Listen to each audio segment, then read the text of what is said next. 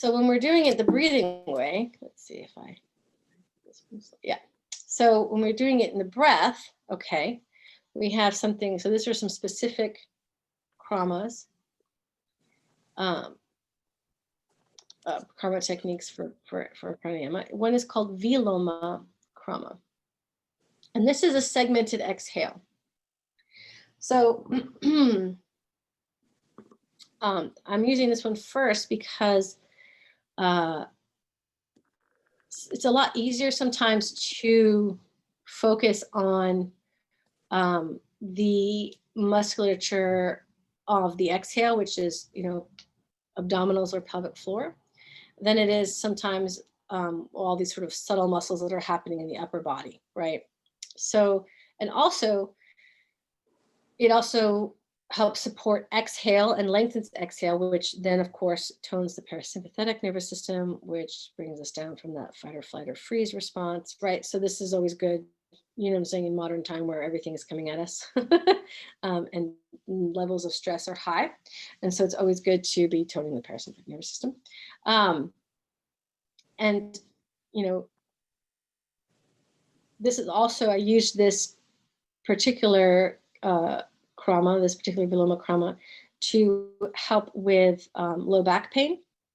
So, when someone has like chronic back pain, one of the ways that we help to alleviate, or at least to retrain the musculature, is to engage and to tone the abdominals, right? To help then be what is helping support those back muscles, because I've always heard people like, well, my back just gave out. Well, no, your back didn't just give out. It actually literally was telling you probably months that it's not happy, but we ignore it, right?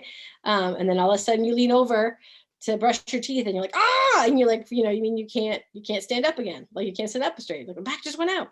So we retrain to all that stress, as well as just not having that support of the abdominal musculature. So we use this one very effectively in therapy. So the segmented exhale, so here is the idea of what this means. So the Sanskrit, of course, V is, opposition or contrary to or against, right, to separate. And then loma is hair or grain. And so technically viloma means against the grain, okay? And so there is a couple ways that we can do Viloma krama, is a two-parted segmented exhale or a three-parted segmented exhale.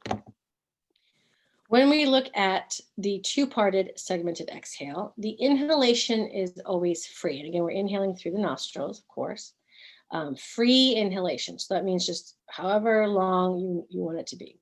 But then the exhale, like whatever's comfortable range for you, the exhale then is divided into two parts, okay? Now, the first stage of the exhale, you engage, right, from the pubic bone to the navel. So the lower abdominals. And you pause, again, not breathing in or out. And then you exhale the rest of the breath out and engage from the navel to the sternum. So think of navel to the breastplate, which means, you're technically not, all the way up to the breastplate, but the idea is the entire abdominal wall then is engaged.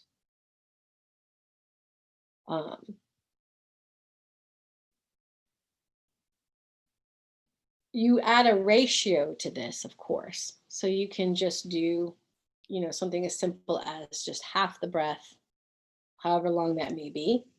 Or you can be like, okay, we're going to work on an 8-count exhale, but we're going to exhale for 4 counts on that first half, pause for 2 seconds, and then exhale the rest of the breath for 4 counts, and then pause there, in actual suspension for 2, and then inhale fully and free.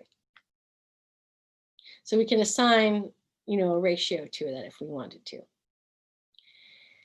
Samavriti ratio, or it can be a Visharmavriti ratio, which is Samavriti is equal parts and Visharma means not equal. Then we also, once someone is able to do a 2-parted segmented exhale, then you can start teaching them a 3-part segmented exhale. And so again, inhalation is free, but the exhale now is divided into 3 parts. So we're again moving a little bit deeper into our musculature. And the first is simply the engagement of the pelvic floor to the pubic bone. So, lower abdominals aren't really engaged yet. What we're lifting is the pelvic floor on that first part. And then we pause. And then we draw from the pubic bone to the navel while still maintaining the engagement of that pelvic floor. And then pause there. And then finally, maintaining again pelvic floor and then those lower abdominal engagement, you finalize it by engaging from the navel to the sternum, which means again the entire abdominal wall. And then again, the inhale is fully free. And again, we can also subscribe a ratio to this. And it could be something as simple as, instead of 4, which then would make it much longer, it would be like a 16 count. But you could do 3. You know what I mean? So you could exhale for 3 counts for just pelvic floor to pubic bone, pausing 2, and then exhaling again for 3 counts. So now 2/3 of the breath is out from the pubic bone to navel, and then finally all 3/3 of the breath all the way from pubic or pelvic floor to the sternum. So this is just bringing your attention to more and more subtle muscle control. Yeah. And again, like the pelvic floor is very similar to the diaphragm. You know what I'm saying? So these are all related. So questions about Viloma Krama.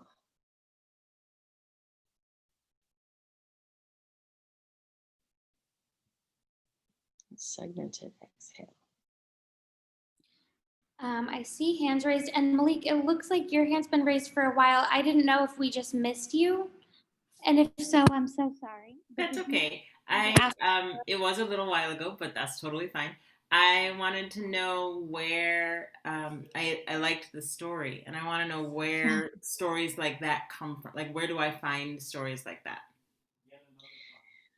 Oh, Malik, you're opening up a rabbit snare, or like a rabbit hole, or you know what I mean? A wormhole. So technically stories. So, okay. So here's the thing. There are stories that you can find on the internet for sure. You can go look up, mythology, da, da, da, da. Here's the thing though. Stories like the ones that I'm telling you, you really can't find on the internet all that much. A lot of these stories are Tamil stories, and Tamil, only the Tamils speak Tamil, okay? And so like it's not only, but very blessed, not more people will speak Sanskrit, and learn Sanskrit, and they will learn Tamil. Do you understand? See what I'm saying? Like, so you're like, oh, so these are stories that are from, deep South India. These are Tamil Nadu stories that my teacher, Dr. Douglas Brooks, like he's been going back and forth there for like, I don't know, 30 years. Like, it's like, you know what I mean? And he speaks Tamil. And his teacher, Sundaramurthy, he's passed. He passed a while ago, a long time ago. But he was only introduced him to these stories, and he lived in his house, and he was a Brahmin that was a professor and was part of the Chidambaram temple. So like, some of these stories you can find in books in Tamil, or they're old texts in Tamil, but they haven't been translated. And so a lot of times I get these stories from my teacher. He tells these stories. And so it's really hard. It's hard sometimes because people are like, well, where's I want the, you have to like, what do you call it? Annotate it, right? You know what I mean? And like, where's like, and it's like, well, some of this are just, I just say to my teacher, it's an oral tradition. Like, it's hard to find. But I will say, I'm going to give you, let me put in the chat. Because, and again, here we go. It's Rajanika.com. Go to Rajanika.com, and he has lectures, and some of them are on sale, and then some of them are like, he's also a professor. Okay, so there's also lectures that are like, intro to comparative religion 101, you know what I mean? That's like $600 because it's an actual lecture, you know what I mean? It's like academia, hours and hours and hours. But then there's like stories and those are like much cheaper. And that's where you would go. Does that make sense? Thank you. You're welcome. All right, so I think Grace has a question here on the chat. It says, when would you use? And Bernadette also has a hand up. Oh, okay. So let me do Grace first, and then we'll do Bernadette. All right, so when you use this versus other types of pranayama, meaning for a type of person or engaging certain benefits. Okay, yes. So I would say, you know, if somebody is a reverse breather, do you see what I'm saying? And they're not breathing like they're when they inhale, they suck their belly in. Do you see what I'm saying? And exhale, they take, you know, they have that reverse breathing and issues like that. I would use this specifically, you know what I mean, the Viloma Krama for sure, to get them to train their musculature. I also, you know, again, if somebody, if I find somebody has a lot of anxiety and are also, you know, vata dosha, like, you know what I'm saying, like, and not grounded, again, Viloma Krama, I like to use, because again, it's grounding and you're using, you know what I mean, like you're engaging, especially the 3-part, like if you can get into the 3-part, like they're engaging Mula Bandha. Like it's like that's their first connection, because the Mula Bandha is around the Mula chakra, right? You know what I mean? It's like that's their first, that's your connection to the earth itself, right? Also use this very well with back pain. You know, acute or non-specified as well, back pain, low back pain specifically. Does that help answer your question, Grace? Yes, yeah, it does. It helps to understand. I understand what you're talking about as you talk through it, but then to know, okay, this would help for, like you said, back pain or anxiety, or it's very grounding. So yeah, that makes sense. Thank you. Yeah. And then let's have, let's see, I think it was Bernadette. Thank you. To clarify that for me with a first engage from pelvic bone to navel, are those the bandhas? No. This is you breathing. No. So what you're doing is we're starting to bring awareness and training the musculature so we can use bandha. So like I use bandhas, but like how would I teach, like yeah. How do you teach bandhas? I know. So the first thing is you have to know what muscles have to engage, right? So the first thing is very simple. It's like, let's just engage your lower abdominals. You know what I mean? Like, okay, like, and then then the upper abdominals, like we can section those things off, like kind of, you know, we can start to manipulate and get more comfortable. And then we can start to say, hey, there's even this thing called the pelvic floor. Oh my goodness. You know what I mean? And like, that we want to tone that, because we don't want to have to go down that aisle at CVS. Do you see what I'm saying? That has all the incontinent stuff. Like, let's try to avoid that. That's my goal, guys. Like literally, like one of my biggest goals, like, oh, liberation, moksha. No, I don't want to walk down that aisle. Like, that's my goal. Like, when I am 70, I don't want to be near that aisle. I want them to be like, dang, like, you know what I mean? She can laugh and she doesn't pee at the same time. Like, yes, you know what I mean? Like, woo. And my other goal is to have a beautiful, beautiful pork tenderloin of a psoas. So one of the things, this is just so random, I'll just tell it to you. One of the things that when I was studying with Leslie Kaminoff, he shows you this amazing footage of the Gil Headley, and I'll put this in our chat. Gil Headley is he calls himself an inner somanot, but he does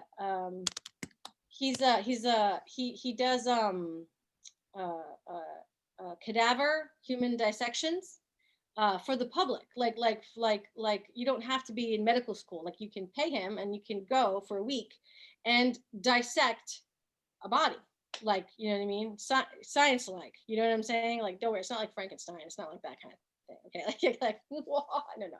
Like, and so you actually see, like you will, and so one of the first times I remember studying with Leslie Kavanaugh, he's good friends with Gil. He had cadaver footage. You actually saw cadaver footage in a yoga training, which was mind blowing. And a lot of people did not like that, but I was fascinated because it's like, whoa, you know what I mean? Like you really want to see how interconnected, you know what I mean, muscles are and organs, like, and things aren't always where they're supposed to be, you know what I mean? Like, oh, you have to search around for things. But, you know, one of the things that they talked about is that, you know, a lot of times the cadavers that they use are elderly, you know what I mean? They're older people, of course, that have donated their body to science. Very rarely do you get a young cadaver, you know what I'm saying, unless it's some sort of accident, right? But it's like, for the most part, it's usually of a certain age group. And what Gil was saying was that, you know, for the most part, people's psoases, okay, have basically turned gelatinous. Because, and this is again in the West and in the US, because of how long they have been in retirement homes and sitting and not active, right? So in wheelchairs or just sitting for long periods of time, not necessarily like walking or hiking, you know what I'm saying? Like, you know, whatnot. And, you know, the iliacus, which is one of the, so it's iliopsoas or psoas, iliacus, that would just disappear. That's gone. The body has absorbed it because it wasn't being used. And then the psoas itself, like most of the attachment from, I believe it was from the spine, so from that anterior portion of the lower lumbar, to, you know, is basically more gelatinous than anything, not very much, not even really musculature, you know, at all. And I was like, and that's because of lack of use, right? And you're sitting, you're not necessarily walking and using your psoas to like lift and your legs. And I just remember being like 27, like, I want a perfectly pink, beautiful iliacus psoas, which is basically your tenderloin. If they ever open me up, they're gonna be like, dang, look at this psoas. Like, yes, like I was not sitting like for the end of my life. So two things, I don't want to walk down that aisle, and I will be walking past that aisle because I'll have a perfectly beautiful psoas. That's my goals. But anyway, so, you know, when we you know, answer your question, I think I kind of like went around a roundabout way, is that you want to bring awareness to these muscle groups. Like that's the first thing. You see what I'm saying? Like it's like, and so a lot of times we live from the top here, we live from up here. Like we just hope and expect everything down below just works. Do you know what I mean? Like we just works. And we don't necessarily pay attention to it until something's wrong. You know what I mean? And then we're like, oh, right. And then we feel a little offended, like, how could my body fail me? Right. And it's like, well, no, we need to have a relationship with this body and listen to it. Right. And so some of it is attention and bringing our attention to some of these more subtler muscular actions, which then create more stability, right? More range of motion, all of those beautiful things. So the first thing you teach, of course, is just, I would say, engagement of the lower abdominals before, because, you know, throwing bandha in this, it's like, what? Like that's a lot. And so this is the first sort of stage. It's like bandha light, you know what I mean? Like, let's just explore this musculature. Let's find it. First, you have to find your pelvic floor. Oh my God. Right? Like people they don't think about that stuff down there. They just want it to work. So it's like, no, let's put our attention there. Can you separate the lift of the pelvic floor from the lower abdominals? Can you know what I'm saying? Like, can you create that? Can you then, you know, like do all this? So anyway, yes, we will be taking a break at noon. Do not worry. I'm back at 1. So yes, so this is like the first, you're right about bandha. This is the first, I would say, stages of actually learning about bandha would be segmented exhale. Okay, perfect. Yeah, I was like thinking, what should I do now? But yeah, thanks for clarifying that. You're welcome. Part of that. Tracy, 10, that's right. All right, so would you teach Viloma Karma from a seated position or a supine? You can do both. Technically, traditionally, of course, we would be doing it seated. Because you want the ability for that inhale to be a 360-degree expansion. Because even though, yes, our ribs don't really expand all that much in the back body, when you are flat on the floor, it does it's not as full as potential, shall we say, for the expansion of the thoracic cavity. So ideally it's sitting, but if somebody has to be laying down, that is totally fine. You know what I mean? Like you work with what you can, of course, always, and we adapt. But you could do, for example, in a seated restored, like a supine restorative pose, you could do kind of this idea of Viloma Krama for sure. Okay, and when we get up, when we come back after lunch, we're going to do Anuloma. I'll talk about Anuloma Krama, which is the segmented inhale, and then we'll have a practice. So I'll give you a little time to digest, okay, before we practice right away. So feel free. Again, make sure you're not, you don't like stuff yourself too much with heavy food, because we will be moving and breathing. Yes, and Latoya's here saying engaging but not squeezing your butt. Exactly. So there's like Vajrayana and Ashwini mudras, which is Vajrayana, and there's another one, which is like the P muscles, and then the Ashwini is the anus. And that's, in some of those texts, they differentiate between Mula Bandha, between the Ashwini mudra and Vajrayana or Niroli. There's like two. There's one's for the male, one's for the female, for the P muscles, and then the Ashwini is the anus. And so you want to engage in the middle, which is the Mula Bandha. But that's in my tradition. I know that other traditions have a slightly different take with that. But again, it's just all those musculature. But yes, exactly. Like, can you squeeze just, you know what I mean, like the pelvic floor versus your butt, like all those little tiny things. All right, so just maybe another question before we break for lunch.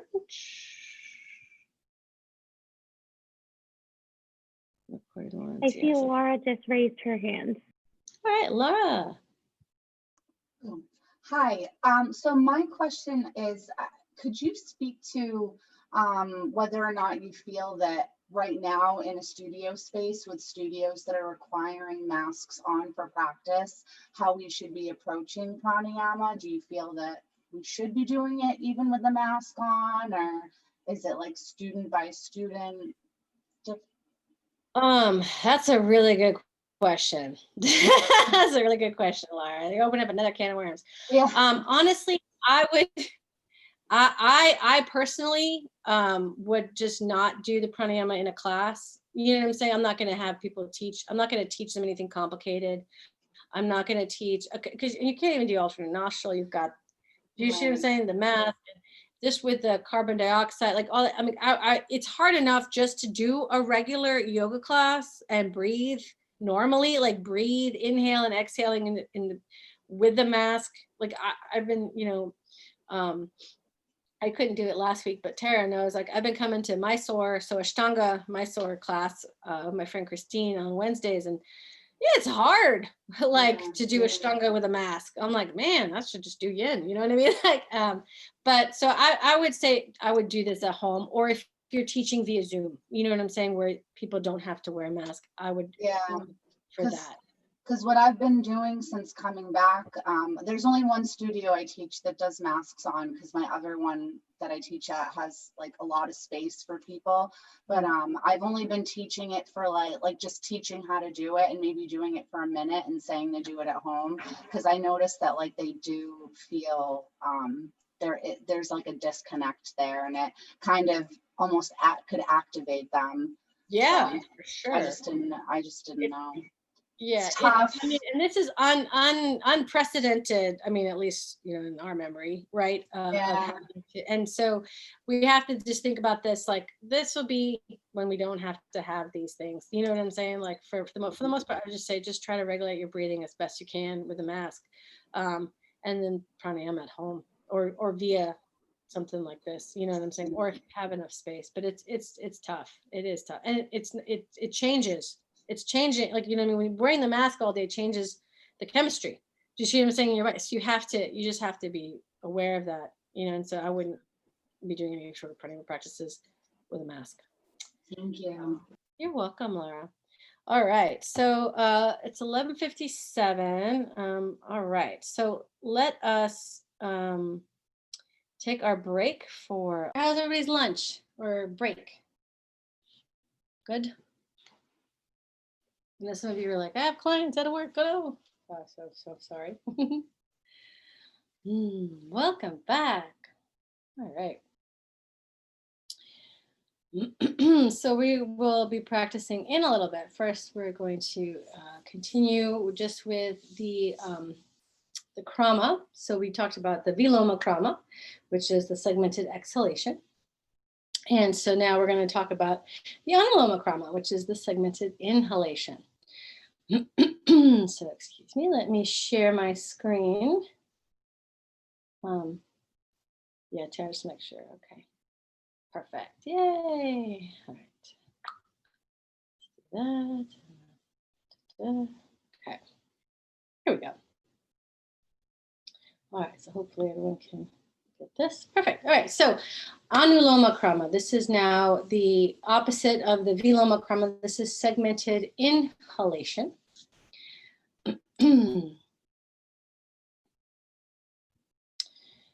And so again, the Sanskrit breakdown. Anu is together or with. So, you know, those of you might have practiced a lineage called Anusara yoga. Again, Anu is with and Sara is like a flow, right? So with the flow with Anusara. So you can see this word happening quite a lot in other things. So Anuloma, so with together, and Loma, again, the hair of the grain. And this is with the grain. So now we're looking at a two-parted and a three-parted inhalation. So breaking that down with that type of musculature or awareness of that musculature. So for the two-parted segmented inhalation, the exhale, again, is long and free and not necessarily passive. Again, since we're doing pranayama, we're going to always be using the abdominal musculature for exhale. That's just, you know, kind of standard what we do.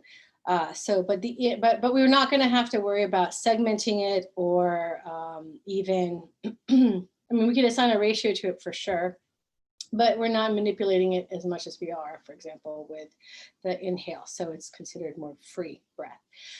So the exhale again is free, and then the inhale is divided into two parts. This is the first section. So the first is being aware and conscious of the expansion from the pit of the throat to the sternum. So this area of the upper chest. So again, that idea of expanding, moving the awareness from the pit of the throat to the sternum, feeling the ribs and the side body expand, and then pausing at that part for a moment. And then on the second half of that inhalation, expanding from the sternum to the pubic bone. So then allowing the abdominal wall to relax. And that's when we sort of feel more of that diaphragm, you know, move down a little bit. I mean, you know, ish. So again, the diaphragm doesn't really move all that much. So, you know, when we do this, we can do it again as a Samavriti ratio or even a Vishramavriti ratio, which I'll talk about later tomorrow. But these are either even ratios or not even ratios. So even ratios tend to be samana in energy, which means it's equalizing. And then Visharma ratios can be either Brahmana or Langana. So they can either be nourishing and more stimulating, or they can be much more purifying or reducing or calming. So we do that in the first section here would be, I would say, example would be inhaling for, let's say, 4 counts from the pit of the throat to the sternum, and then expanding, you know, 4 counts from the sternum to the pubic bone. When we work into the third, we're going to now start to add a little bit different. There's a little bit more action. So the 3-parted segmented is the exhale, once again, is free. And the inhale then is divided into 3 parts with the expansion, once again, from the pit of the throat to the sternum. But then we're going to expand from the sternum to the navel. So not fully releasing the entire abdominal wall. And then pausing there at the navel, and then expanding from the navel to the pubic bone. So while we did sort of pelvic floor and lower abdominals and upper abdominals, this time we're doing upper chest and then upper abdominals and lower abdominals for that 3-parted breath. I find this to be very useful for people who tend to not like when they like they're sort of more compressed around in here. They're not very taking deep breaths in, right? That kind of a quick breath. I find that when you can segment and expand, they get to much more awareness, and also posture. You know, someone who tends to become more like turtle or beetle like, you know, as we are in our modern age typing, you know, finding this expansion from here to here immediately starts to find more extension, axial extension along that spinal column. And so this is, again, very, very useful. When we use krama, krama is good for, of course, exhale, the viloma, for bandha-like, sort of training the body for bandhas.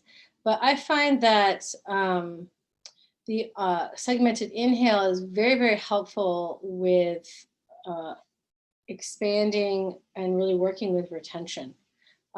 It's a really good kind of use for that. Again, you know, usually most people are very, you know, adverse to the suspension, but retention can be difficult as well, just holding the breath in without capping or holding. Also, you know, with retention, we have to also be a little careful with how much like will come, like how much energy is like being released upward, if that makes sense. This is, you know, we talked a little bit about this at one point in a different lecture about, you know, how the wrapping of the head, especially, you know, you get a lot of lineages like Kundalini.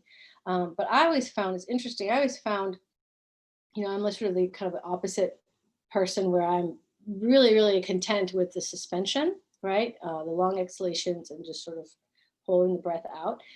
But I found when I first started working in these ways with my teacher, I like got a lot of, I mean, there was a lot of anger. Like my pitta would just shoot up when I would do retention. It would just piss me off. Like I would not be at all like very calm or after, you know, some retention practices. And one of the things I had to learn was how to actually do Jalandhara Bandha properly, because most of us don't do it right. And then two was once is how you establish a proper Jalandhara Bandha. But when I held my breath in, the retention, I'd have to, and this is, you know, just my experience, but I find, you know, it's helpful to drop your attention from your third eye, if that's where, or your, you know, anywhere here where you're working on, and move it into the heart. And the minute that happens, there was not rage. I wasn't like a spouting volcano after retention practices. So tempering that, you know what I'm saying, and that stimulation is also useful. So the 3-part inhale, where you're doing smaller holds over time, really helps to temper all of that. And then learning how to place your mind in your heart. So that is that. So I wanted to open it up and see if we had more questions about the krama and how we use it, or just the experience of it. We will be doing a practice where we do both of those. I will be adding ratio, and we'll explain more about the ratio tomorrow for sure.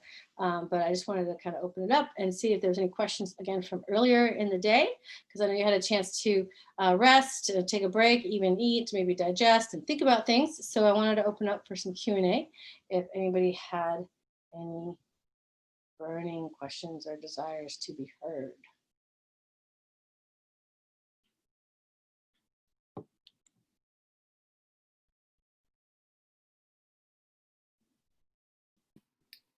Anna Pilar, Hi. hello. Are we going to, at some point in this week, go over like how and when you would put these into your practice, or would now be the time to ask that? Yes, ma'am. We will be talking about this, especially on the last day when we do teaching methodology, as well as, you know, the first thing is first personal practice, and then, you know, how to teach others. So yes, we're going to be definitely going over that. you know,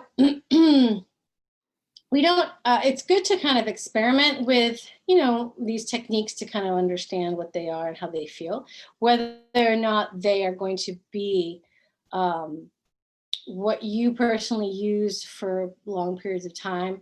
That's who's to say. Does that make sense? Like, because you might not have certain issues or whatever that certain practices would be, you know, behoove you to do, right? And it might, you know, either exasperate the issue or not. So, you know, again, like, the quantity of time that we do this, you'll see more of the effect. Okay, so we can get a small snippet of what the effect is, but over time you'll see a larger effect. And so it's one of those things that if you start seeing like, oh, I'm getting, you know, shorter in my temper, or I'm not sleeping as well, then we know like that's not necessarily the technique for us, right? Like it's like, we'll put that one on the back burner. But it might be very good for some or a student of yours. Does that mean, you know, or you know, or for you at a later date when you have some, you know, some of these stuff happening. So, you know, my first goal first is to get you guys familiar with quite a lot of them. And then we'll start to distill like what to look for, right? But then again, you never really know until you put it on, right? Like, do you see what I'm saying? Like the shoes might look beautiful on the, you know, on the web page or even in person, but until you slip your foot in, you're like, oh, never mind. Like, you know what I mean? Like that's not going to be good. It's gorgeous, but never mind, right? So it just depends. It's what you have to try it on. Yeah, I think that makes sense. I think what I mean more is within a session. Like, am I doing this right after I've done asana? Am I doing this by itself? Where does this kind of breath work fit into my overall yoga practice? Got it. So traditionally we do pranayama after asana. And again, you know, you don't have to do it that way. You know, I know some people don't. Again, you know, I always say, go back to the source. This is how it's laid out in Patanjali's Yoga Sutras, right? Is to do the pranayama after you do the asana. You know, if that doesn't work for you, then, you know, change it up. Like there, I mean, it's just, you know, their limbs and their suggestions, you know what I'm saying, is in the order of it. Basically, it's sort of laid out as sort of like the easiest way to do it, right? So it's kind of like, not like yoga for dummies, but kind of like that, right? It's like, this is the way, this is sort of the, if we do it in this way, we tend to get, you know, more or less on track where we want to go, right? Like we get towards samadhi. But again, everybody's slightly different. And so, you know, you can always change it up. I suggest always to, in my, the way I was taught, we don't just pick a random pranayama out of the hat and stick it on after any old yoga practice. Okay, the idea is that you're carefully crafting the asana, all right, in service to the pranayama. Now, again, it's like, why? Well, because, you know, as we start looking at how the idea is to go subtler and subtler, right? And asana is definitely more gross, right? More outward shapes. And then pranayama is, again, a little bit more refined. But even more refined than that becomes, you know, mantra and then meditation. Do you see what I'm saying? As the refinement process starts to go. And so, you know, it's harder at times if our mind isn't used to these refined, some of these more refined practices, to just start off with them. It's like, right? We get distracted, we get bored, like, you know what I mean? Like we get frustrated, we don't do it for so long, you know what I mean? Like things like that. So sometimes we have to do the larger, grosser pieces to keep our attention, or at least to move, you know what I mean? To reduce the rajas that's in our mind and our body, right? So these movements, and then we can start working on to reduce tamas through the pranayama, right? And to sustain the sattva with the meditation. Now, that doesn't mean that as you get more adept, like your asana practice might become smaller and smaller and smaller and smaller. Do you see what I'm saying? In that your body is more and more in more and more of a state of homeostasis. So it's easier to get you back to where you need to be if you're off slightly. You see what I'm saying? So, you know, there's a sort of a fallacy of thinking like, oh, the more adept I am, the more I should be able to do 4 hours of asana practice. Well, you know, is that realistic in your life? Like, does that, you know, can you hold a job? Can you care for children or a partner or an elderly, you know, a parent or something? No, right? Like, so the householder, we have our time is more limited in that idea, right? So the idea is to find the refinement in that the more and more that you're able to find that your body is more integrated, right, and functionally integrated, the less time it will take you to get back to that homeostasis if you're off, right? And so then your pranayama practice is going to be the one that may be a little bit bigger. So before, when you start, maybe your asana practice is an hour and your pranayama practice is maybe like 10 minutes or 15. As you progress, your asana practice might become 15 minutes and your pranayama practice might be 30. Right? And then as you progress even further. So, okay, what I'm talking about is what they call, and Krishnamacharya call this the three stages of life, right? And there's the sunrise, and then there's, you know, midday, and there's sunset. And he's like, these practices, tools of yoga are all, that you find them in all of the stages of life, but the ratios are different. So when you're in that sunrise, it's like, you know, birth till, I think it was like 25 or something like that. And it's like, yes, this is asana heavy, for sure. You're growing, you're integrating, you're trying to figure out how to get that functionality, right? How, you know, you get, but you want to work on balance, you want to work on strength, you want to work on, you know, spatial awareness, like all that stuff, right? Yeah. This is where handstands and, you know, all this stuff is like, woo, you know, balance postures and, you know, inversions and, you know, arm balances, yay. And, you know, you might start, you know, like dabbling in pranayama and dabbling in meditation, but that's not really your focus. I mean, there are very few, not that there are not, they are people that come into this world and they're old souls and they're like, I'm ready to, you know, start meditating when I'm 12.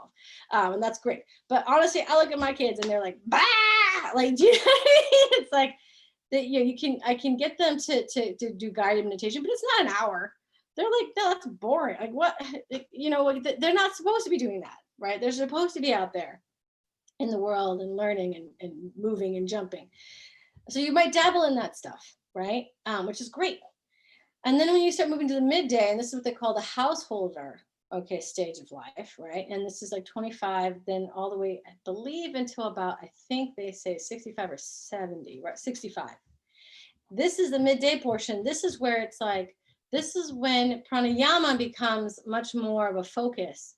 Asana is more about the idea of like keeping you functionally integrated, right? Working out the kinks. But you have already, you know, ideally you had already figured this all out, all of the physical stuff in the sunrise start, right? That you've already, you know, woo, you're healthy and great. And then boom, now you're in the midday and you've got a job and you know, you might have a partner or, you know, some sort of spouse or children, or you're taking care of your parents. Like there's all sorts of other responsibilities. And so the asana becomes a little less, right? And you start working more on the pranayama and dabbling more in the meditation for sure. Now, again, this is classic Krishnamacharya. Not everybody's the same, but this is what he was, you know, his vision of what he learned from his teachers. He's like, and then the sunset stage of life is when you are removing yourself from the world. You know, you are, and again, you know, think of this as a traditional Indian culture. So, you know, parents would be living with their kids. You know what I'm saying? Like there's that. So you wouldn't be responsible for the house anymore. You've now handed the reins over to your children. And, you know, your focus then is much more on spiritual matters and sort of kind of, you know, I guess cleaning house before you leave, right? Like as in like, you know, walk through the next door. And so then asana is going to be even smaller, right? It's going to be more like functional, like range of motion stuff, you know what I mean? And then you have pranayama, but again, pranayama is going to be a little less again, because as we age, you know what I mean? It's, you know, the breath capacity kind of changes a little bit, shifts, but you know, your meditation practice is what's going to be what's foremost and forefront, right? Preparing you for that moment of death. So, you know, when we look at this, you know, as a scope, it's like you know, not every pranayama practice is going to be for you, but at the same time, it's like we have to look at what stage of life are we in, okay? How much time we have available, right? And so then we, you know, we structure and sequence our practices around that, right? And don't forget, yoga practice is not just asana and these classic asana pranayama. It's also the dinacharya, your rituals, like all of this stuff. Your spiritual life. Like, do you go to church? Do you pray? Do you read scripture? All that stuff is part of yoga, right? And so, you know, I would say when you look at a pranayama practice that you are thinking about doing, you structure the asana to support what you want to do in that pranayama practice. So if I'm doing, like, for example, if I was going to do something like a nadi shodhana, an alternate nostril, I would do asanas that definitely did integrate right brain, left brain. Okay. And then, you know, if I'm adding a ratio to this, of course, I would also work on inhalation and lengthening exhalation, as well as working a bit on retention and suspension as well, within the practice of the asana as well. And then I might even do, depending if I'm like starting to learn this, or if I'm, you know, like I'm not quite sure about the Nadi Shodhana, I might do something called Anuloma or Viloma Ujjayi, which is doing the alternate nostrils, but not both ways. So you'd be alternate nostril inhale with Ujjayi exhale, right? Or alternate nostril exhale, but Ujjayi inhale, to kind of prep myself for like doing a full, you know, thing for the nose. So this area can be very, very touchy for people. You know what I mean? Like, you know, just handling their nose and all this stuff. So sometimes it's a lot to be like there for a while, for 15 minutes, and sit there with like messing with your nostrils. You know, I've had colleagues of mine, students who've had either, you know, surgeries here, you know what I'm saying, whether that be cleft lip or whether it be deviated septum, and just going up in there, it can be a lot, can be very like, I don't want to have to sit there and do it. I have a lot of like sensitive, and so then you do it piece by piece by doing something like the Anuloma or Viloma Ujjayi before it's like, okay, 15 minutes, here you go. So there's, you know, with different things like that. But yeah, so we would like support the pranayama practice, or, and this is the flip side, you know, if you know, like, if you know, it's like, okay, I know I'm going to have to do this class, I'm going to be teaching this class or whatever, or maybe I'm doing this class and it's a very Brahmana, very stimulating class, but it's at night and I know I'm not going to be able to sleep. Then after your Shavasana, I would do something that would be a counter pose to that type of class, that energy, by doing a pranayama practice that is Langana. Does that make sense? So it might not be in complete preparation, but it's in a direct counter pose too. But again, something that I'm familiar with, right? Even if it's something as simple as, you know, Viloma Krama, because I want to ground and bring myself down from doing this, you know, hip hop vinyasa class. Do you see what I'm saying? But I was like, but I really wanted to try it out, but it's at 8 o'clock at night. Like, you know what I mean? And like, oh, all right, well then I might go home and do you know what I mean? Or sit in my car during the Shavasana meditation period. I just might do something like, you know what I mean? A counter pose to what that energy is. So you can also use it as a counter for the energetics as well. But it's very, very like a random, like, well, just try this and throw this in. At least not in the lineage that I was taught. Does that help answer your question? It does. I right now I only have 2 pranayama practices in my toolbox or what have you. So those are the ones that I use, but that's why I was curious, adding more in where they would go. So yeah, thank you. You're welcome. It's always good to have stuff in the toolbox. And hey, if you got 2, that's more than most people. You know what I mean? Like, honestly, most people are just like, you can do stuff for your breath. Like, yeah, it's pretty cool. Not just inhale and exhale. All right. Let's see, I think I see some things in the chat. Okay, yes, I'll go back to that.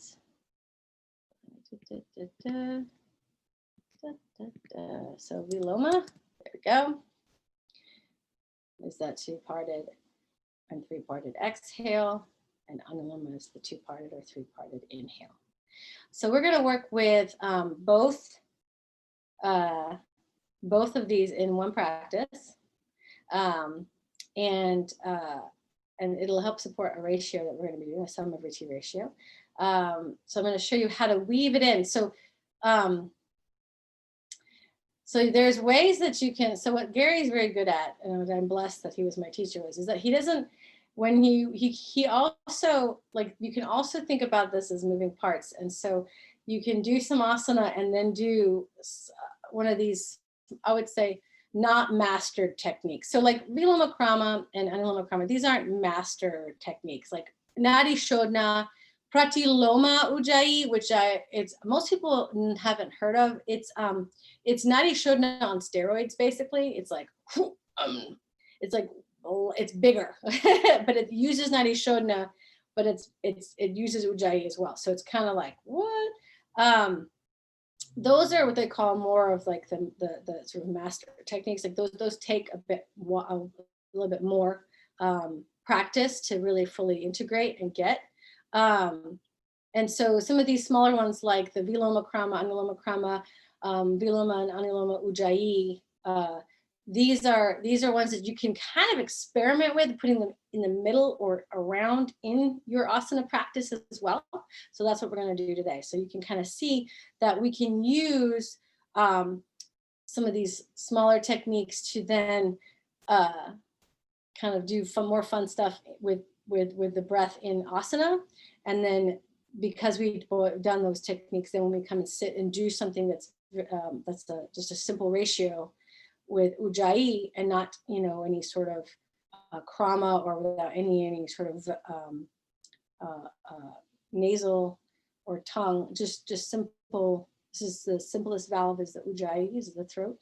Then it's a lot easier to just sit there and do a larger ratio. So it's kind of fun to sort of try this out. And I will, I have all these. Here, let me see if I can show. I guess, I don't know if you guys can see. I know you can see my screen, but I don't know if you can see me. But like I have all these things like in little stick figures. So I will take a picture of them and make sure they get posted. With the PowerPoint slide presentation, so you can actually go back and like find the stick figure practices, so you can remember what we did. So you don't have to like worry about writing and scribing this down at the same time. All right, do we need to show the Anuloma Krama slide again too? And everybody's sort of writing. I'll just go with it. Let's show you guys. Okay. All right.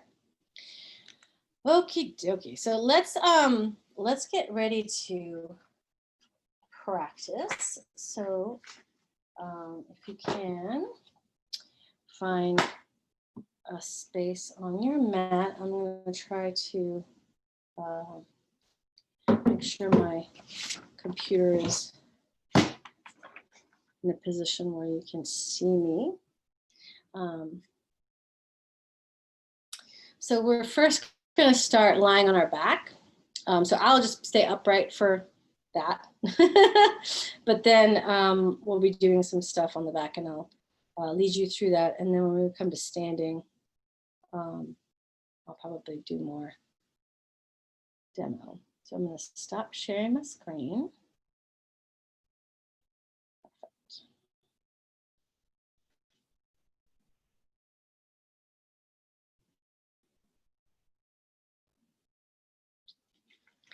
Everybody's still doing well, hopefully. Yeah.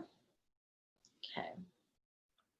Anna Pilar, I'm going to briefly make you host again so that I can lay back, but I don't want to miss anyone coming in to the waiting room. Do you know what I mean? Is that okay? Okay. That's fine. You want to practice? Yay! Tara's gonna practice. Woohoo! We've managed to unchain you, free you from that desk at the front of the. You're like the poor little gargoyle that has to stay out in the front, always looking and watching. So I'm like, yay! Come practice. All right. You're more beautiful than a gargoyle, though. Just so you know. Just please don't be offended. Gorgeous. All right. So let's lay down in that comfortable seat. So that, I mean, a comfortable, like laying down. So that's constructive rest. If you need to place something underneath the knees, if you can lay flat, like again, like you just find, I guess, Shavasana first, right? We're going to bookend it. So find that comfortable experience of laying on the back. And I'd like you to close the eyes, or at least keep the eyes soft, you know, kind of, you know, if not fully closed, at least slitted, right? And soft.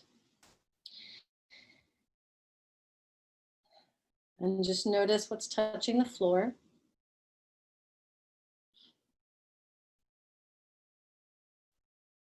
Notice the natural curves that are in the body. Again, we're not linear. So notice what lifts off from the floor, what connects to the floor. Just notice your own unique experience of your body. And then bring your awareness to your breath. And specifically noticing and feeling the sensation of the inhale and the exhale through the nostrils.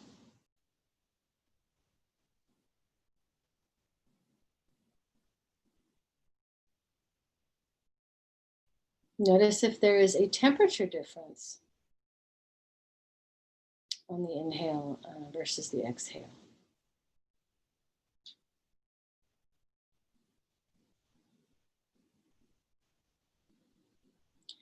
And start to notice the spanda, that pulsation of the body, that contraction and expansion that happens on the inhale. Everything rises from the floor. And then that soft and passive relaxation on the exhale as everything softens back down.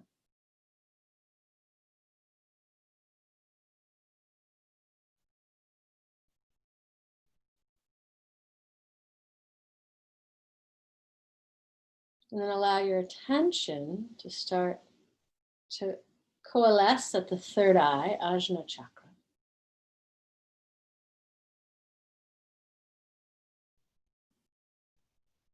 And then allow your awareness to move further back from that point, that third eye, that brow point, into the midbrain, to the very center of the skull. Still Ajna chakra, but in that very center of the skull, the midbrain. Space behind the eyes.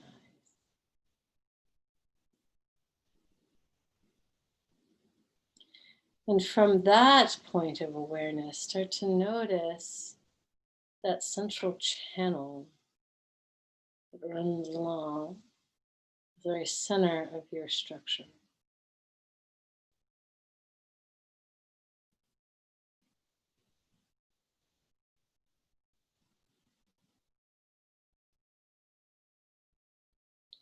And as you inhale, allow your awareness to travel down that central channel to the very base of the spine as you inhale.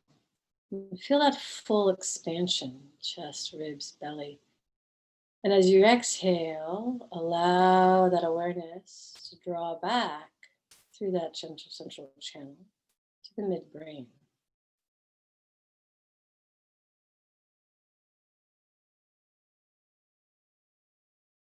So just allow your attention to ride this wave of breath,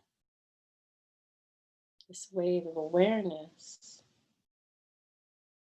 of your central channel.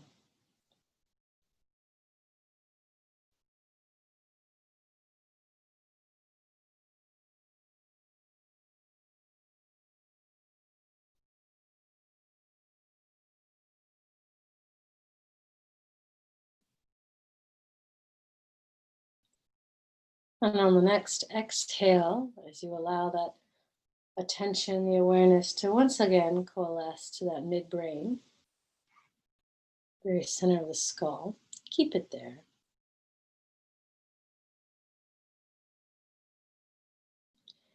And if the eyes are slitted, you can open them just a little bit, but if they're closed, start to open them until they're slitted. But be aware of your awareness of looking through these eyes from that space of the midbrain.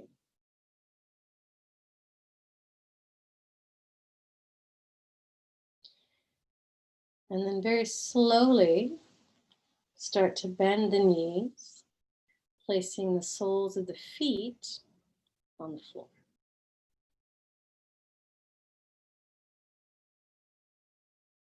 Now, if there's anything behind the head of the neck, just remove that, even hair ties. And then slide the ankles directly underneath the knees. But allow some space between your heels and your biscuits. Good. Then allow the arms to rest down by your sides, fingers pointing down towards the bottom of your mat. And as you exhale, start to draw the navel in and start to flatten that lower lumbar towards the floor. And then as you inhale, press down through the hands and the feet, and slowly let's lift those hips one vertebrae at a time off the floor. Good. And as you exhale, slowly bring them down, one little segment at a time. Good. Make sure the knees stay parallel, or feel free to use a block between the knees to keep those adductors engaged. And again, as you inhale, serpentine, very slowly, take the entire breath to complete that movement. Come up, and then as you exhale again, slowly make your way down. I'm going to add the arms. So on the next inhalation, as you gently lift those hips, one vertebrae at a time, take both arms up and over the head to the floor behind you. And as you exhale, bring the hands down in synchronicity with those hips. And link movement to breath. One more time this way. As you inhale, lift the hips, both arms.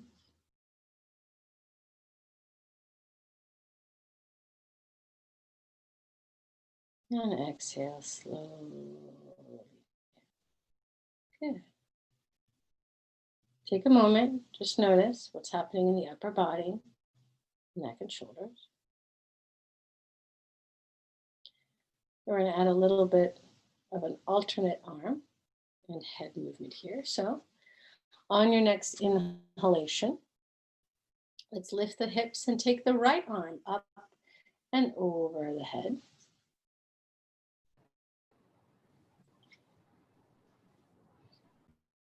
And as you exhale, slowly bring the arm down with the hips, but turn the head towards the left as you exhale down. Doing a little bit of movement. Good. Head back to center as you inhale and take the left arm up and over the head as you lift the hips. Head stays center. And then on the exhale, turn the head to the right as the arm moves down at the same time as the hips. So looking away from the moving arm. And again, inhale, head center. Let's lift those hips. Right arm rises up and over. Exhale, slowly bring it down. Turn the head towards the left. Look away. Good. Head back to center. Inhaling, lifting the hips, left arm. And then turn the head as you exhale to the right as the arm moves down and the hips come down. Good. All in one, nice, perfect. Good. And then head back to center. Just take a moment here and notice.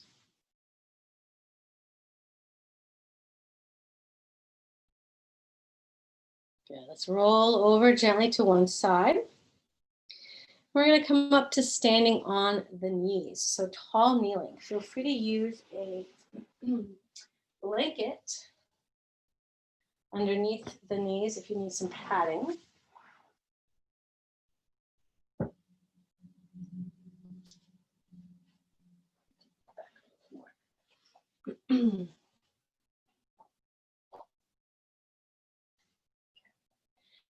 So we're going to do that alternate arm again. So this time we'll take our left arm, palm open at the sacrum. There's that gentle external rotation in the shoulder, but an internal rotation at the elbow. As you inhale, let's take that right arm up and over the head, reaching through with fingers.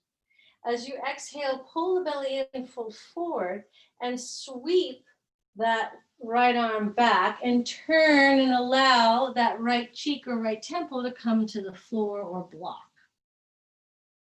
Inhale, sweep the left arm up and over as you return back. Let's do tall kneeling position. Good. Exhale, pull the belly in fold, sweep the arm. And again, this time that's the left cheek or left temple all the way down. Good. And then inhale right up.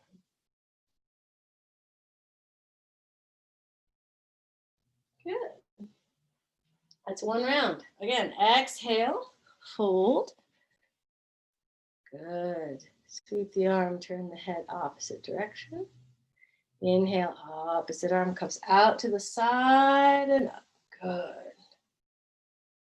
Exhaling out to the side with that arm, turn the head. Good.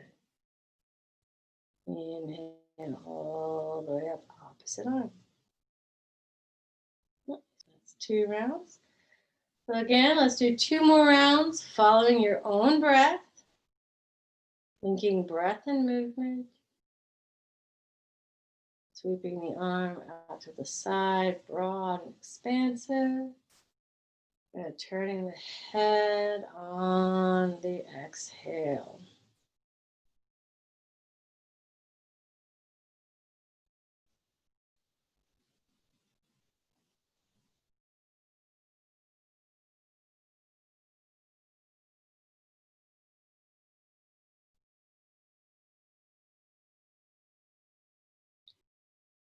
When you've done your last round, that second round, come gently onto the belly.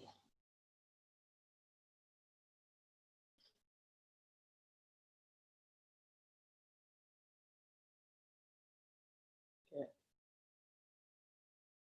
If you do have some low back compression, feel free to use your blanket, padding from the shoulders to the hip points. That helps a little bit. So we're going to take both hands, again, palms open at that sacrum, at the low back. So tuck the chin very gently and place the forehead, the third eye, on the floor. We'll be doing some Shalavasana here, so alternate arms and legs in our locust pose. So the idea is to access and create movement in the upper back and shoulders. So the foot, the leg, doesn't have to lift very high, okay? So be aware, maybe only lifting the leg a few inches, okay? Not feet, all right? Not even a foot, less than. So like 2 to 3 inches tops. So as you inhale, let's lift the head and chest, sweep the right arm forward and up, and lift that left leg just a few inches off the floor. As you exhale, come all the way down and bring that right cheek to the floor as the arm returns and the foot releases back down. Other side, inhale, left arm, right leg, lifting and reaching. And as you exhale, sweeping the arm away, turning the head, left cheek, side of the head, and feet and arms return back. Good. That's 1 round. So let's do it again. Inhaling. Right arm, left leg. And slowly as you exhale, releasing down. Other side.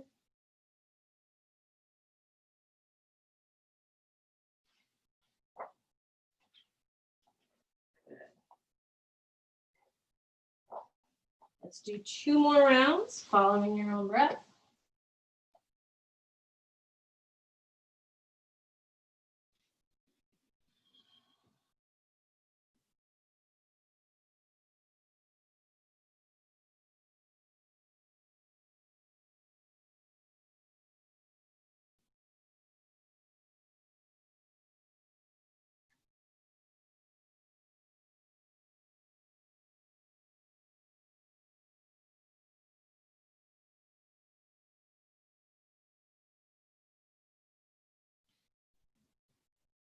And when you've finished your round, your second round, let's come back to sitting. So find a natural, comfortable seat. So feel free to use a block or a bolster or a blanket.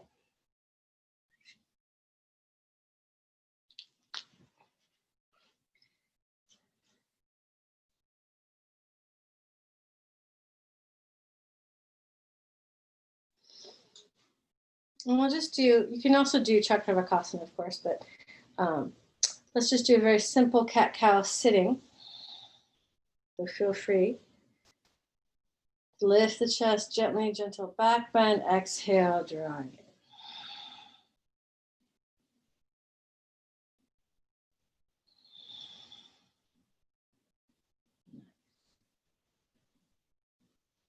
If your low back is feel free, of course, to come back to hands and knees, or even on your back and do Apanasana. Good.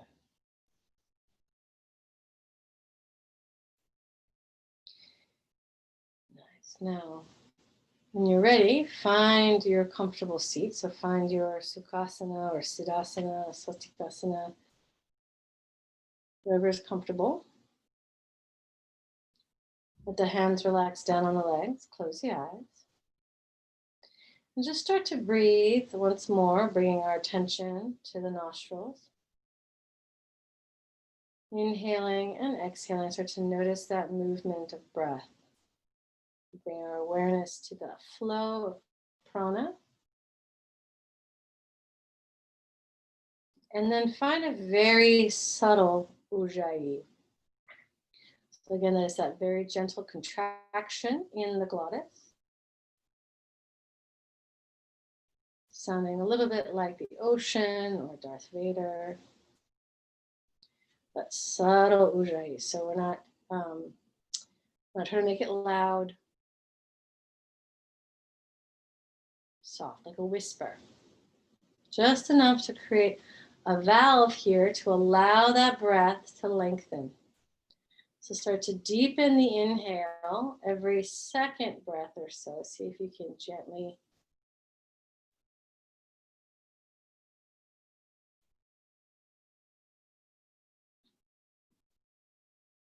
move through that. And then same thing with the exhale. Start to lengthen that exhale every second or so breath.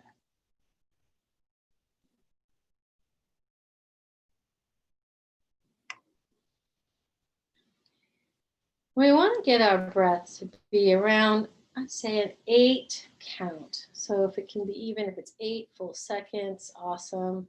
Feel free, of course, if you want to use timer or just that even rhythm that you can tap with your fingers. But we want to start to move it up towards an 8, just anywhere between 7, 8 count, inhale and exhale. Again, using that very soft ujjayi.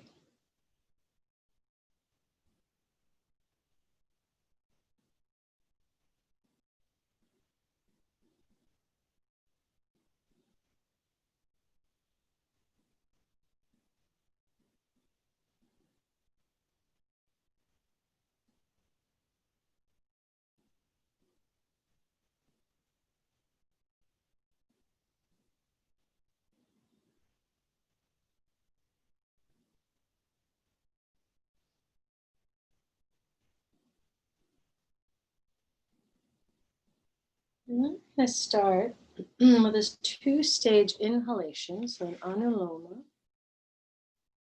prana. So just listen for the moment. Keep that Nice, even 8 count-ish breath. We'll be expanding again from the pit of the throat to the sternum, but we're going to do a 5-second inhale to do that. So we're doing thirds. I think it's 2/3 of the breath. So from the pit of the throat to the sternum will be 5 counts. And then we'll pause here for 3 counts without exhaling, without inhaling anymore, just pausing.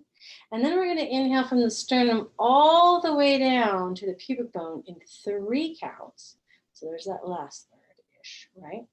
And we'll pause there for 2 counts before exhaling fully and deeply, engaging the abdominals for around 8 to 10 counts. So lengthening that breath out.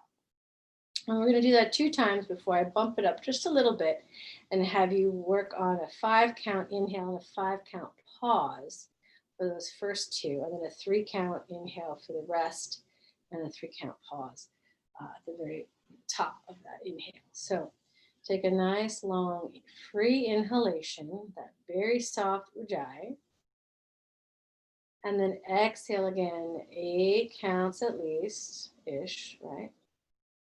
Fully out.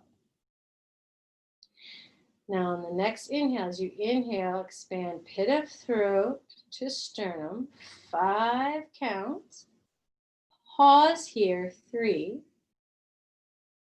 Inhale all the way down to the pubic bone, 3 counts. Pause, 2. Exhale fully and deeply. Draw that navel in. See if you can extend it out, 8 to 10 counts. Inhaling again, pit of throat to sternum, 5 counts. Pause, 3. Inhale all the way down to the pubic bone, 3 counts. Pause here, 2. Exhale fully and deeply. 8 to 10 counts all the way out. Draw the navel in. Again, inhale 2/3 of the breath. So pit of the throat to the sternum, 5 counts. Pause, 5. Keep the throat relaxed. Inhale the rest of the way to the pubic bone, 3 counts. Pause, 3. Exhale fully.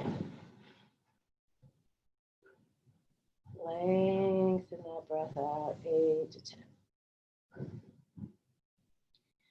Again, 5 count inhale, 2/3 of that breath, pit of the throat to the sternum, pause, 5. Inhale all the way down to the pubic bone, 3 counts, pause, 3. Exhaling, 8 to 10. Lengthen it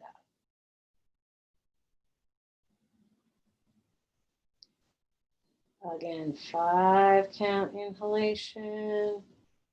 For those first 2/3, expanding upper chest. Pause here, 5. Inhale all the way down to the pubic bone, relaxing the belly, 3 counts. Pause here, 3.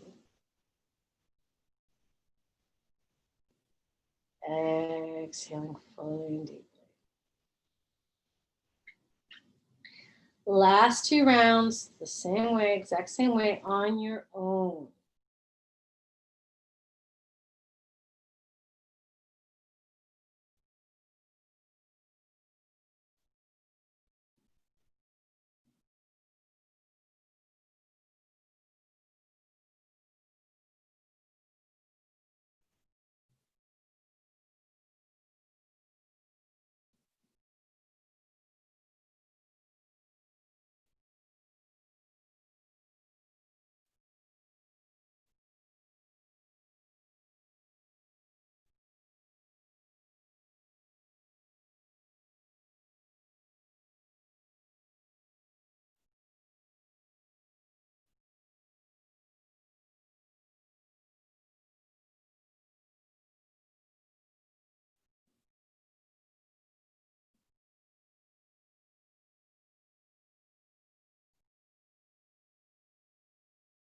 On your next inhalation, release the krama.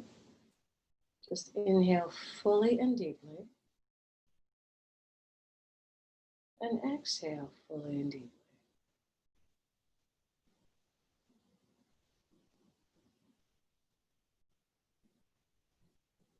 Breathing in normally, free and full, exhaling completely, fully.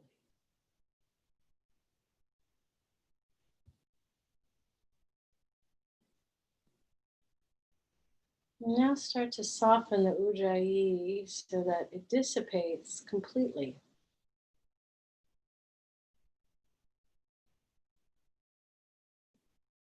And just notice.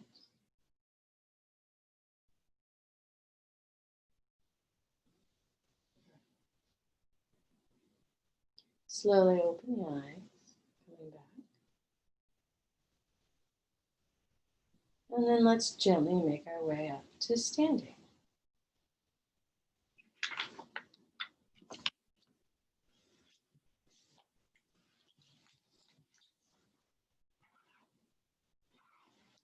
So coming into Tadasana, mountain pose. Connect down to the feet. Engage the quads. Find that length in the spine and find a drishti, so a point that does not move. So we'll just do the first one without any breath manipulation. So we're going to be lifting up in our Tadasana, in our Urdhva Hastasana, upward and forward if you like. We're going to lift our heels up off our heels. So free breath. As you inhale, let's take the arms up and over the head and lift off the heels, coming onto the ball of the feet. Make sure that the ankles do not sickle, so keep pressing down the base of that big toe, the ball of the foot. Exhale slowly, hands in synchronicity with the heels. So don't let the hands come down before the heels. So inhale, we're going to come up. This time, let's try to take a 6 count inhale. Or actually do 4, let's do 4 count. 4 count inhale all the way up. And then 4 counts all the way down. And again, 4 count inhale up. And 4 count down.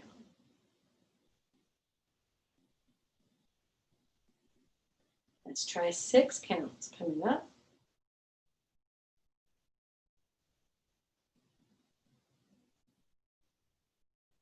And 6 count down.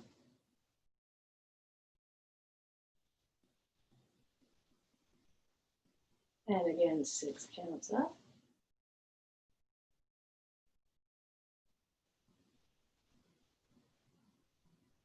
And 6 counts down.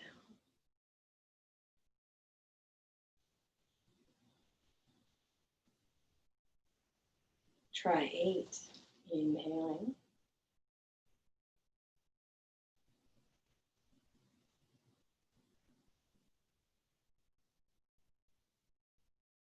And 8 down.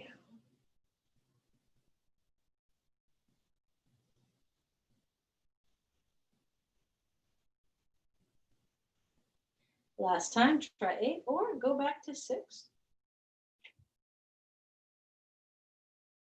Slowing that movement down. It takes the entirety of that breath. Nice. And then just take a moment. Noticing the body, the structure. Notice if your mind got frustrated or if your balance wasn't great. Totally fine, just notice. And nothing to worry about, just observation. Let's move to the back of the mat. We're going to come into a warrior 1, but I want you to keep your feet parallel so they're underneath the hips. And just turn out your right foot about 35 to 45 degrees. And we'll just step forward with that left. So a nice step. Doesn't have to be very long or large. I like what Leslie Kaminoff always says, if you can take a step back from it, then without hauling yourself back, you've got the right stance. We're going to do a slightly different version of this when it comes to the hands. This is a version that my teacher Gary taught me that he said was a very old version of Warrior One. And there's movement that happens. One of the things, I'm just going to come close, you can see, is that we want to use our hands in a certain way. And so we're going to be curling our hands like this. So the idea is to try to put the little pads of your fingers onto your palm.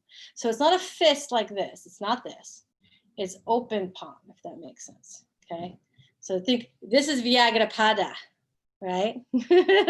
And to just out of here, just so you know, so Vyagra is tiger, and Pada is foot, but Vyagrapada, like he is like the father of Tantra. But it's interesting that they named a particular male medication, Viagra. They know very well why they did that. The Sanskrit word for tiger, right? And this is where we get the word virility from as well. So, interesting. Marketing people are very, very smart. So anyway, you can see this, and also the spandex came from spanda, another Sanskrit word for the able to contract and expand. I tell you, marketing people. Anyway, so we're going to use these open palms. Okay, it's like an open palm, tiger palm. Okay, that's what we do. Okay, all right. So I'm going to show you first. So on the inhale, we're going to bend the front knee on top of the ankle. So it doesn't have to be a very deep lunge, but we shift the thoracic spine forward, okay, the sternum forward. And as we do that, we do our tiger palm hands and pull our elbows back on the inhale. And on the exhale, we stay in that lunge, but now release the tiger palms and push forward and expand and broaden across the shoulder blades as we exhale. Inhale again, tiger palms, pull it back. And now as we exhale, we're going to press down with the hands and release the lunge and release the tiger palms. All right, so let's all try that one more time. As you inhale, find the lunge, tiger palms, and back with the elbows. Exhale, stay in the lunge, press. Inhale, tiger palms. Exhale, press down. Release the lunge. Now we're going to add retention. So free breath, but at the top of every time we inhale, we're going to hold the breath at first two counts. All right, so ready? Inhaling, come into your Vira 1, tiger palm. Pause 2. Exhale here, press. Inhale again, tiger palms. Pause 2. Exhale, straighten the leg, press down. Again, two count retention. Inhaling. Find your lunge. Pause 2.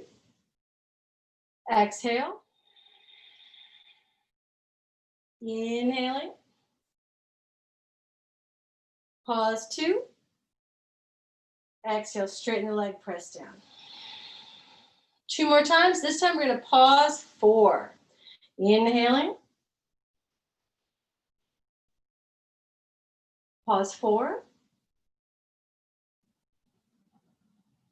Exhale. Inhaling back again. Pause 4. Exhale. Press down, release the lunge. Good. Last time on your own.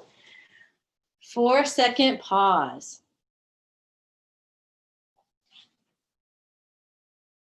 Good.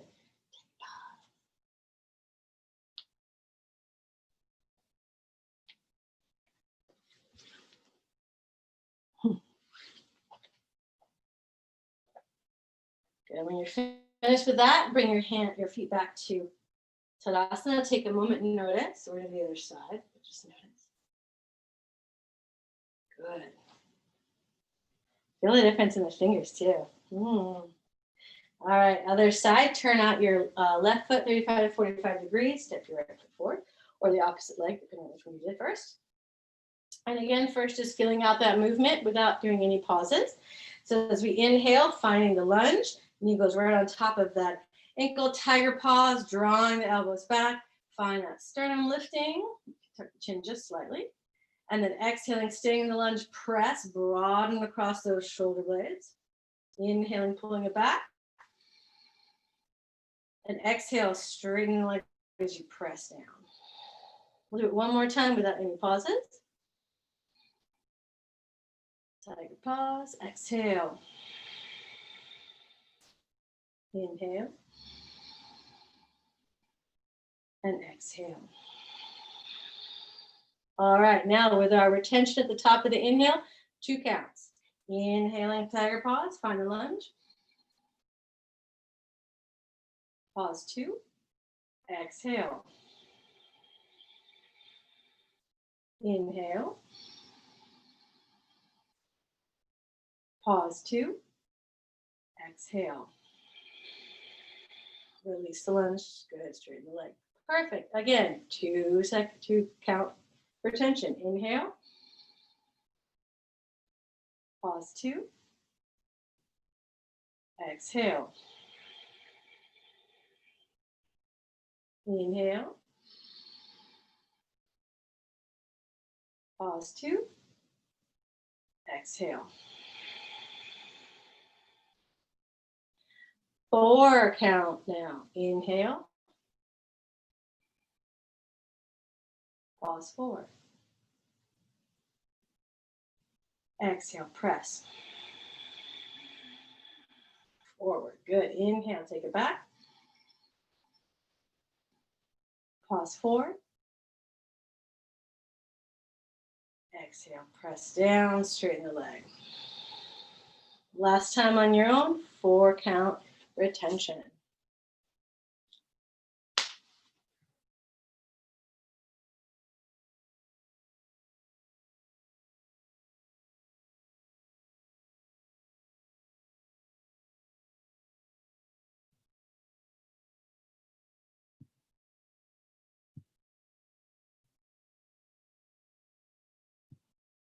Good. When you're ready and you're finished, step it back, find your Tadasana, and notice. Nice. So, did that particular Warrior One version remind anybody of something else? Tai Chi. Tai Chi. It's all related. And again, this is an old version. It's kind of cool, right? And one of the things I think is very interesting is when you start doing it, at first you're like, what am I doing this tiger pose? And then all of a sudden there's a shift. And all of a sudden everyone's like, oh, right? And you're like, whoa, like you can just see that prana starting to move, right? And it just took just a simple gesture. This is Nyasa, right? This is how powerful Nyasa can be. So it's really funny. Like, Qigong, good. Yes, this is Brahmana. And notice what happens on those retentions. And the other thing I find is interesting is these tiger paw things. One of the things I remember, one of my friends who's a trigger point massage therapist told me is that, one of the ways that they test sometimes for like tightness and issues in the scalenes and also in the neck is if you can't take your pads to your palm is one of the things that they say it's up here is a lot of tension. And I'm always wondering, I'm like, does it work backwards? If we like manage to do this, is this going to help relieve this? I doubt it, but I'm always like, please. Like, woohoo. All right, so let's come down to hands and knees. Oh, and jujitsu, cool. And if you can pad your knees if you need to, we're going to just do 4 rounds of Chakravakasana. So knees underneath the hips, wrists underneath the shoulders. I don't know if you can see me. Let me move this down.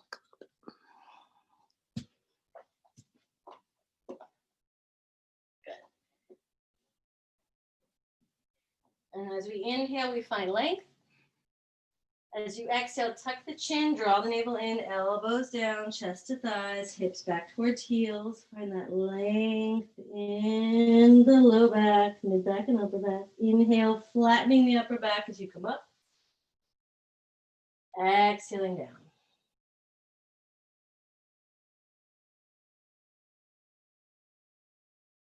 Rebreath.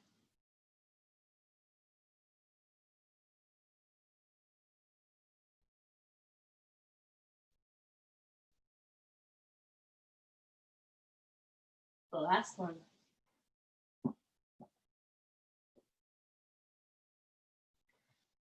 Good, and then make your way up to sitting.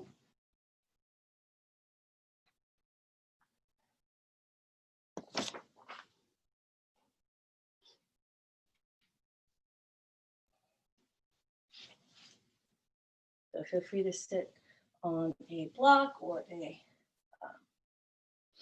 blanket. Find your siddhasana or sukhasana, any sort of comfortable seat. And again, close the eyes, noticing the body.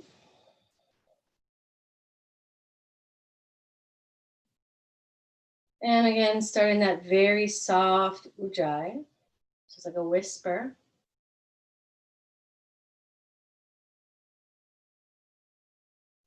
And allowing that breath to lengthen.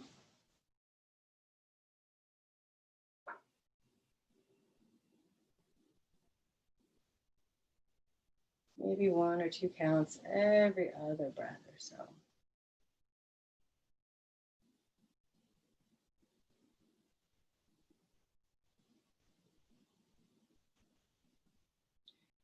And again, moving towards that 8 count inhalation, 8 count exhalation. And again, it's your count. It doesn't have to be seconds. So, you know, your count might be a little slower or a little faster as long as it's consistent.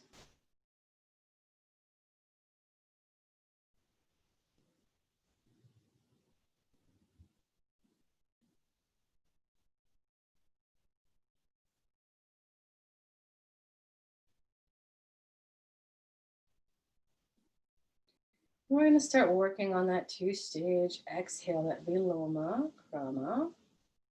But this is with a Samavriti ratio, so an even ratio.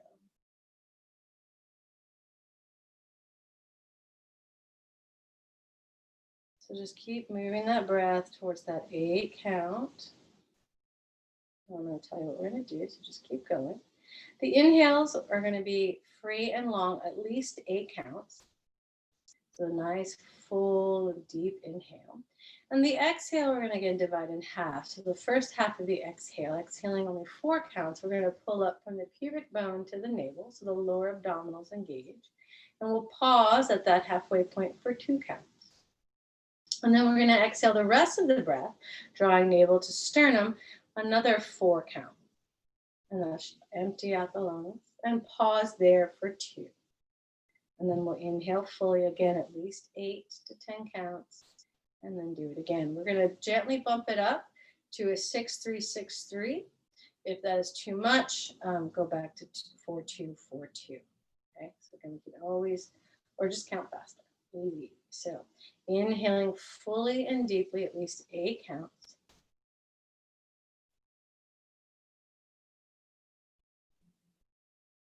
Exhale half the breath, drawing up pubic bone to navel, 4 counts. Pause, 2. Exhale the rest of the breath, 4 counts, navel to sternum. Pause, hold out 2. Inhale fully.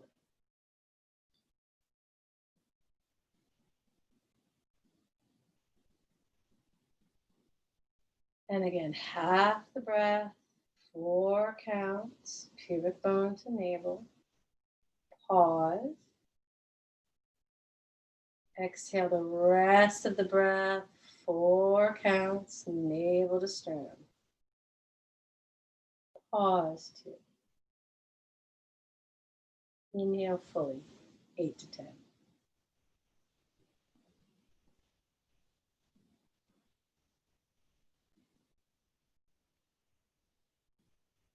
And again, exhaling this time, 6 counts. See if you can lengthen it just a little bit more, just half that breath, but 6 counts. Pause here at that halfway point, 3. Exhale the rest of the breath, 6 counts.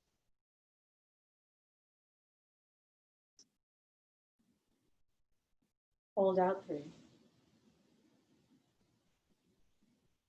Inhale fully and deeply.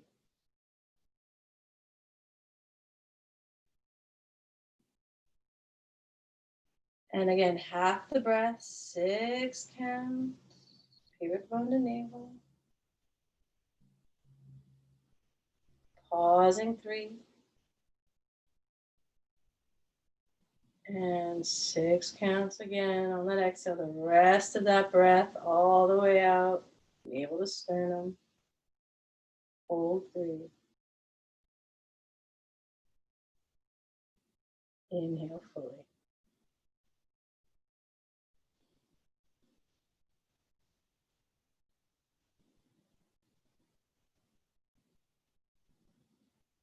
And again, half the breath, 6 counts.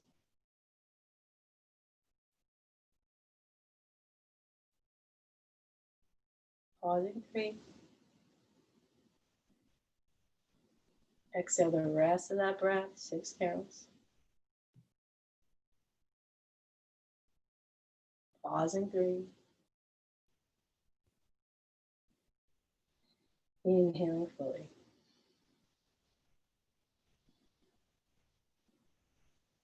Last round on your own. Again, always, if it's too much, always go back to 4-2, 4-2. Don't force it.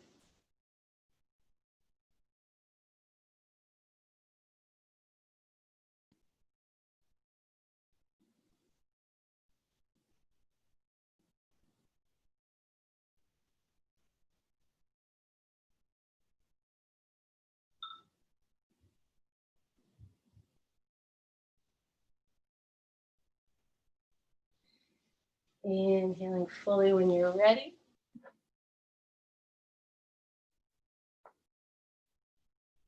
Exhaling, releasing that krama. Just exhale fully.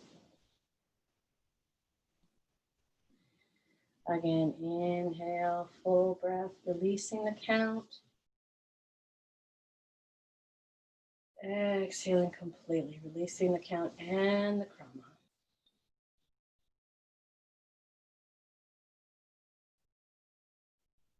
Two more breaths.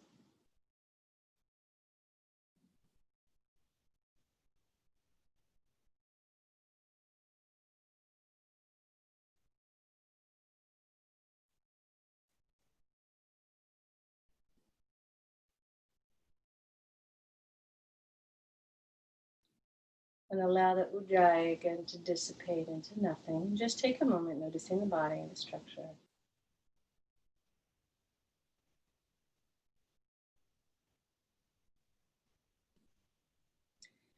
And now let's gently make our way onto our back. Keep the knees bent and bring the feet to the floor.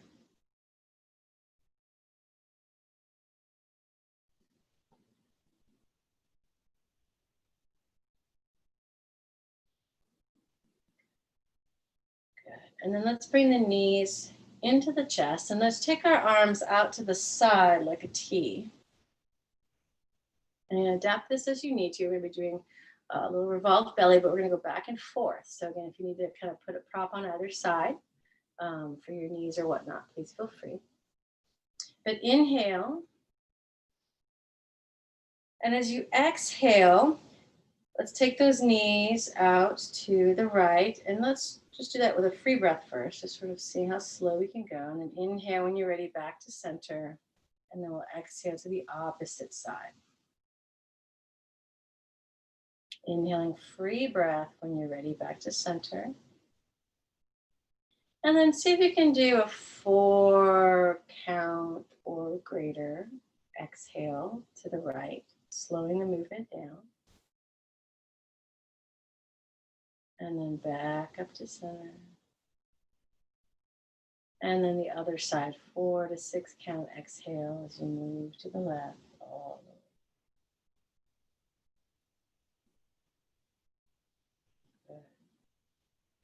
Let's do that 2 more times. So 2 more rounds.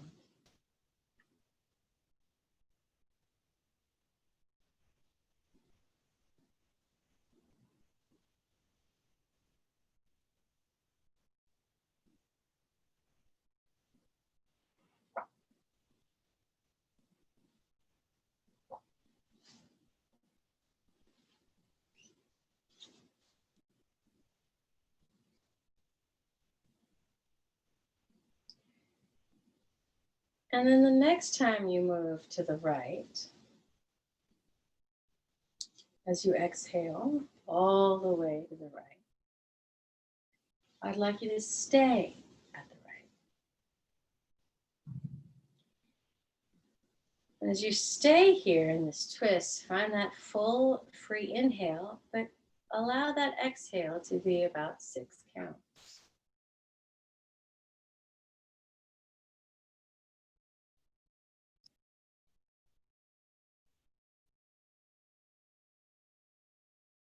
Staying as you inhale in that twist, and again, a 6 count exhale.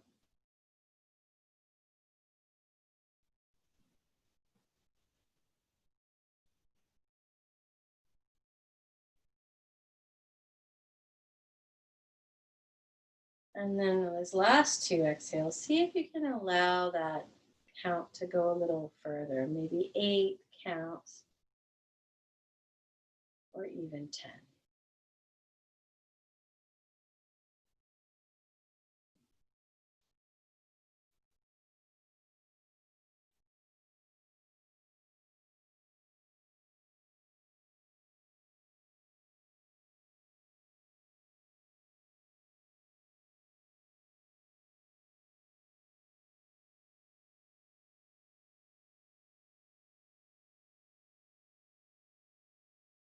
On your next inhalation, again at your own time, bring the knees back to center. And then exhale 6 counts to the left.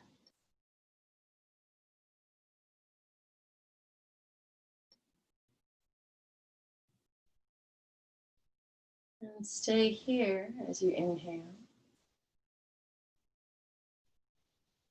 And 6 counts as you exhale.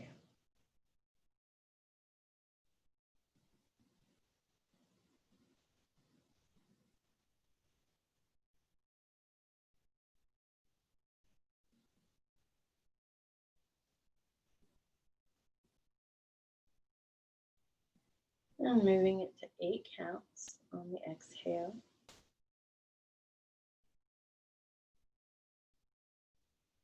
Allowing that body to deepen into the twist, the longer the exhalation is.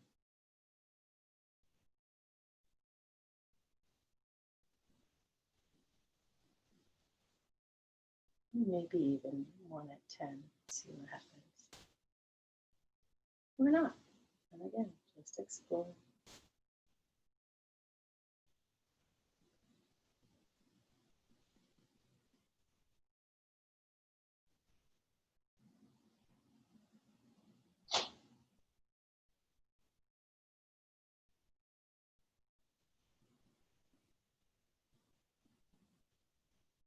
And on your next inhale, when you're ready, gently let's bring the knees back to center.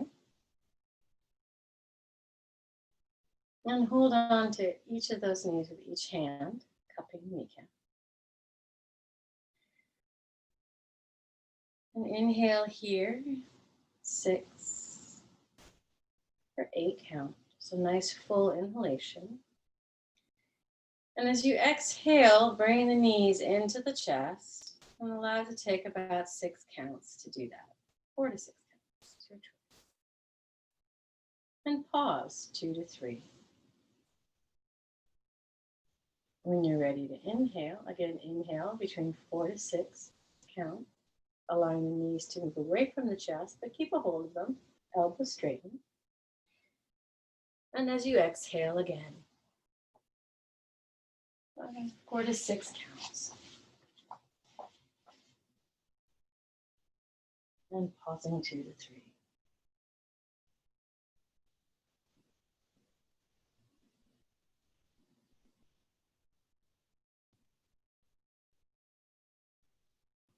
Maybe allowing that exhale to get a little longer, maybe now 6 to 8 counts.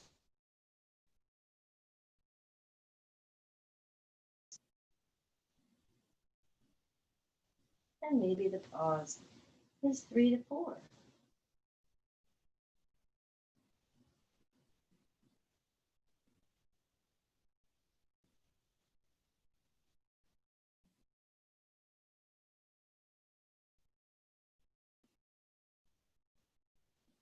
Just allow yourself to move it in your threshold. 6 to 8 count exhale. And a 3 to 4 count pause after exhale, suspension. And maybe for some of you, you can even explore 10 count exhale.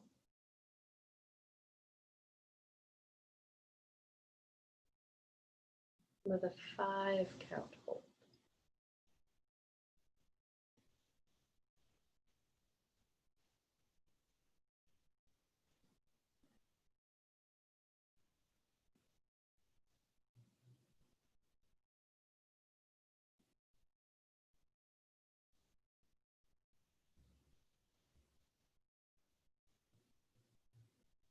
And take a moment.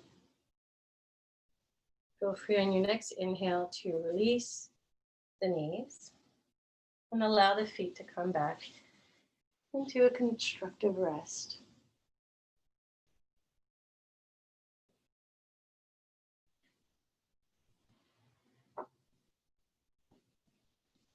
And then allow the legs to release down for just a moment. So a very, not quite Shavasana yet, but just noticing how the structure feels now from when we were here at the beginning of class in the same position. Noticing what's happening in the body, what is connected to the floor, what is lifted away, as well as that flow of prana breath along the spine and that central channel. So see if you can draw and coalesce your attention once more to that midbrain point.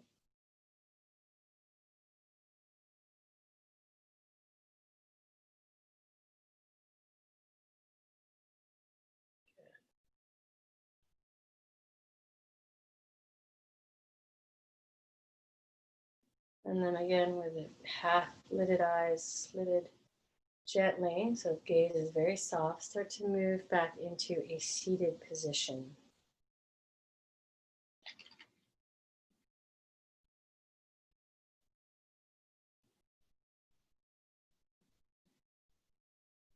Use feel free to bolster a block or blanket underneath your sit bones and allow the hands to relax down.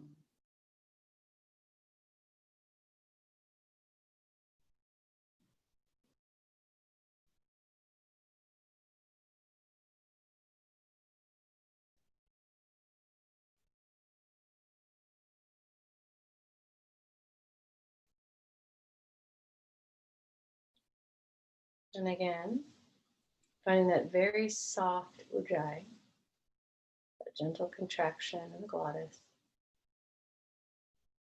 that soft ocean, very soft Darth Vader, not heating, barely there. It's like a whisper, just enough to allow the length to happen for the inhale and the exhale.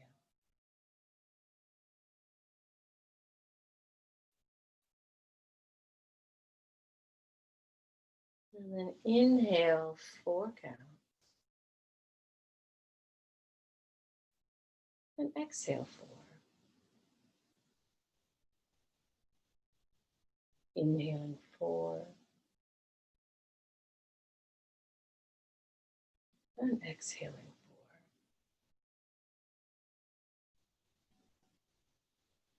4. Inhale 4. And exhale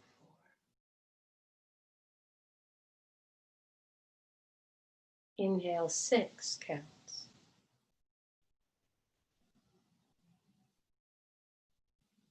And exhale 6.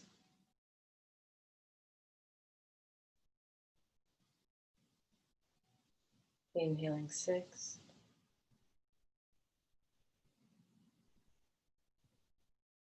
And exhale 6.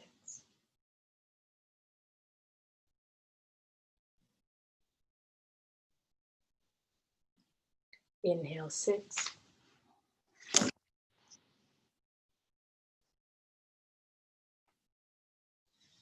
And exhale 6.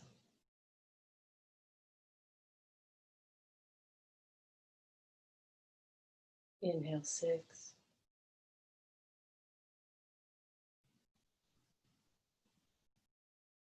And exhale 6.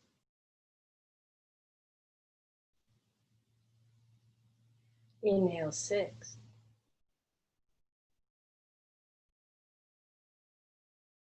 Pause 3. Exhale 6.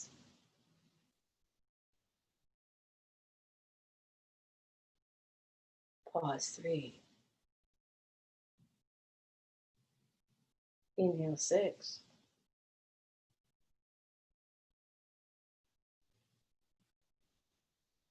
Pause 3. Exhale 6.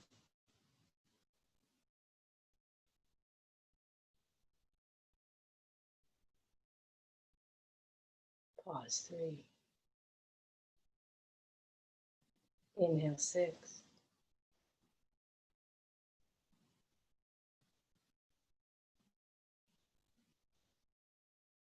Pause 3.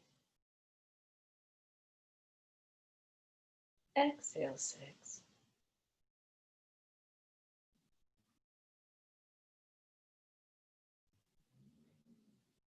Pause 3.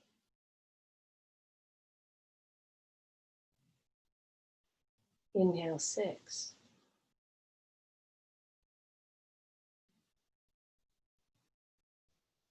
Pause 3.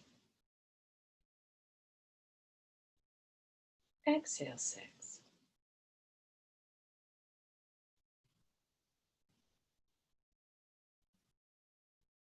Hold out 3. Last one this way. Inhale 6.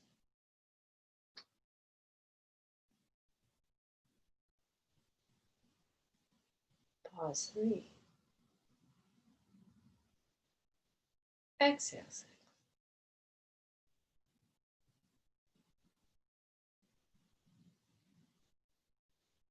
Hold out 3. Inhale 6.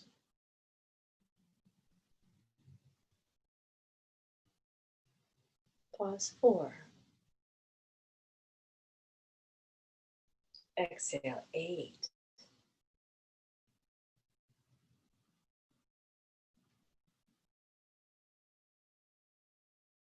Hold out 3. Inhale 6.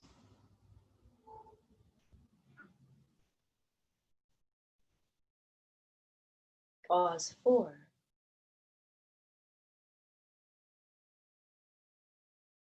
Exhale 8.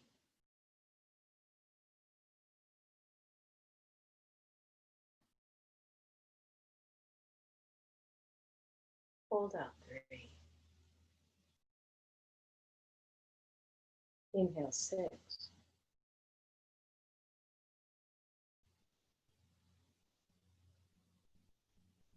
Pause 4.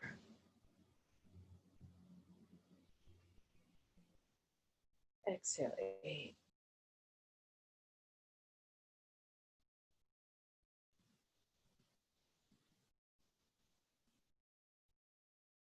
Hold out 4.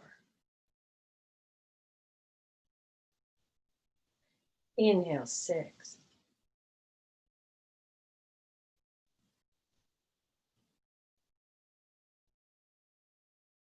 Pause 4.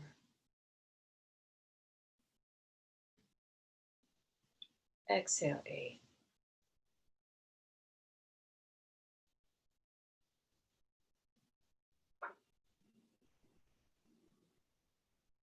Hold out 4.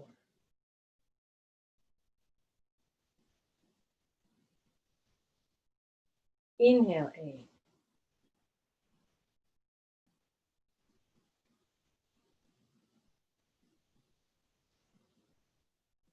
Pause 4.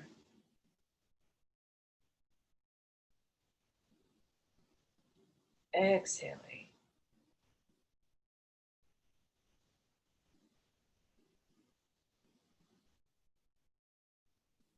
Hold out 4.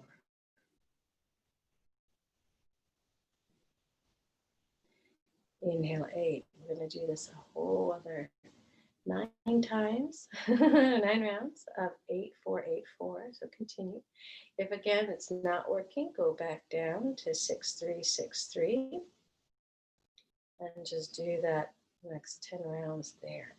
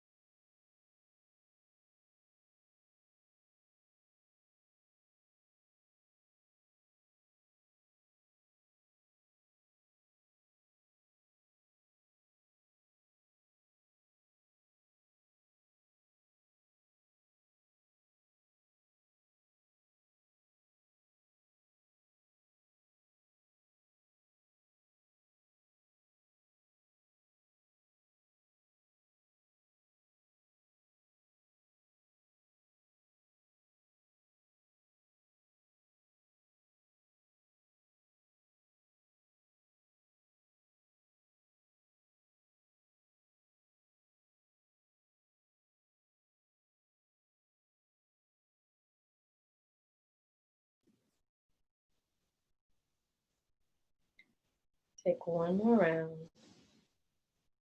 on your own. 8, 4, 8, 4, or 6, 3, 6, 3, wherever you're at.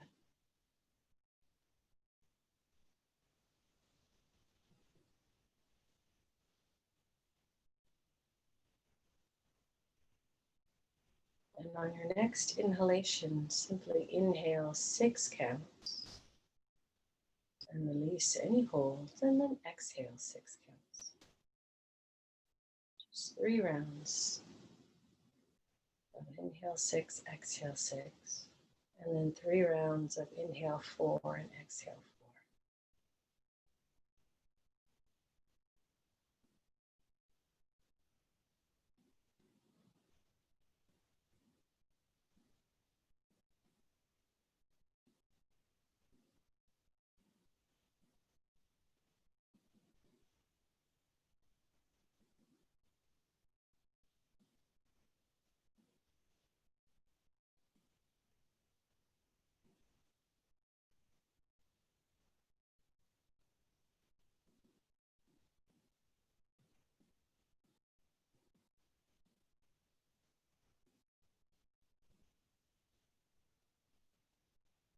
Inhaling 4 and exhaling 4 now.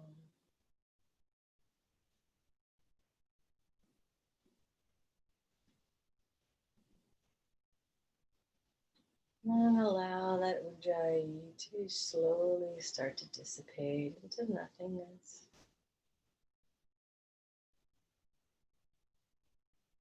Allowing the breath to return to its natural rhythm, whatever that may be, but just notice the effects.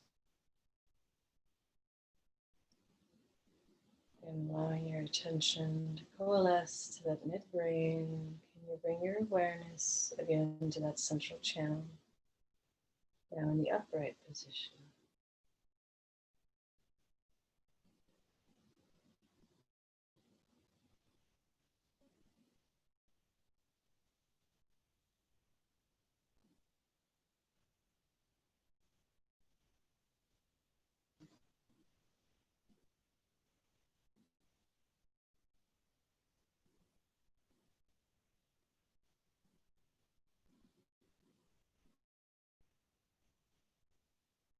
And then very gently, let's make our way back.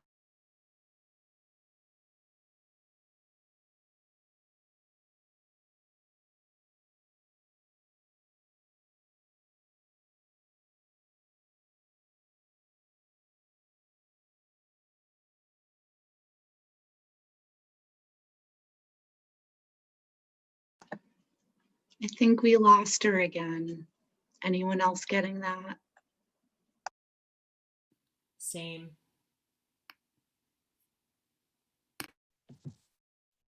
Yeah, I lost her too. We did lose her, but It likely looks she was so. What, Frankie? What do you see? cueing us back down onto the ground, most likely into Shavasana. Just finished the pranayama. See if she's I back. agree. Yeah. Yeah, I And think then she was she'll taking probably us. hop back on. Yeah, so I think everybody, if you'll just take Shavasana and continue, or 6 count breath.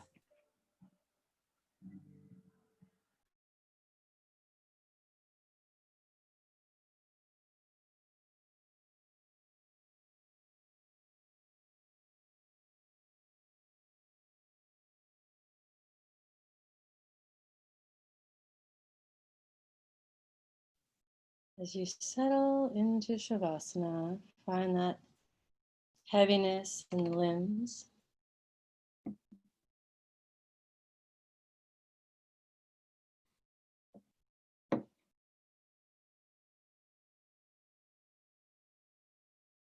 I apologize that I cut out for a little bit there, but just allow yourself to release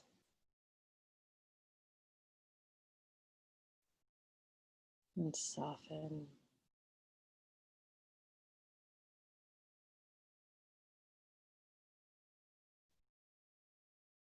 And breathe.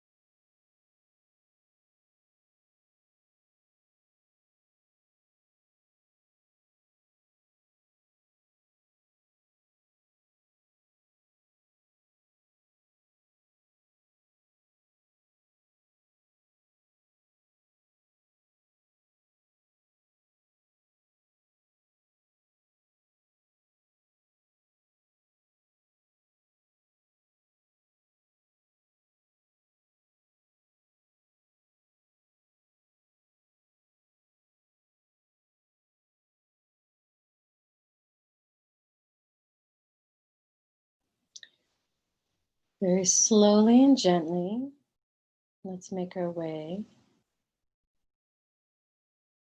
back to our comfortable seat. Take your time. Keep the gaze soft. Feel free to rub hands and place over eyes. Stretch, whatever you need.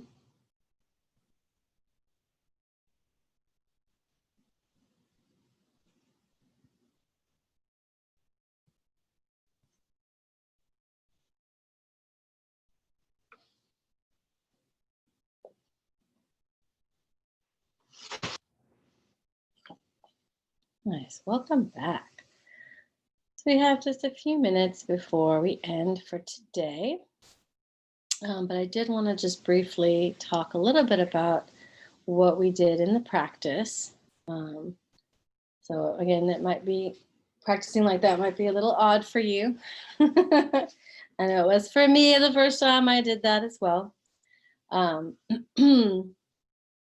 But just, kind of review the stuff that we did at the very beginning of the class was to open up the upper back, chest, all of this structure, okay, to be able to do that subtle, two-part Anuloma Krama, right, to kind of find that expansion. And then we built upon that with using the, Urdhva Hastasana and starting to manipulate the breath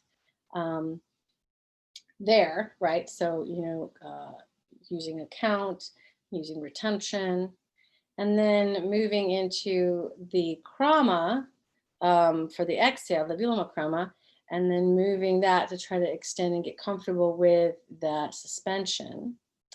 And then, coming into that ratio. So the ratio was a 2-1-2-1 Samavriti ratio. I used a Visharma ratio within that as we built it, and we'll talk more about ratios tomorrow, in order to sort of kind of bolster and get you guys to be comfortable at 8-4. Some of you, this might have been like, oh, I need to do 10-6 or 10-5, and that would have been fine too. But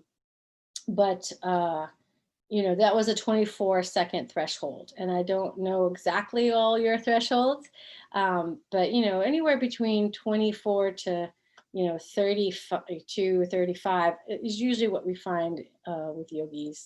People practice on a regular basis, but I didn't want to push anybody.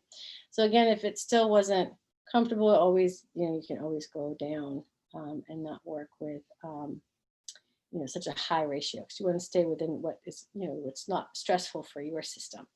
But I'm going to open it up a little bit. I know I see there's some hands raised. I'm sure we have some questions. So in these last 5 minutes, let's feel free.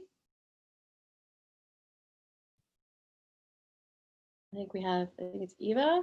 It looks like you have your hand raised, Eva.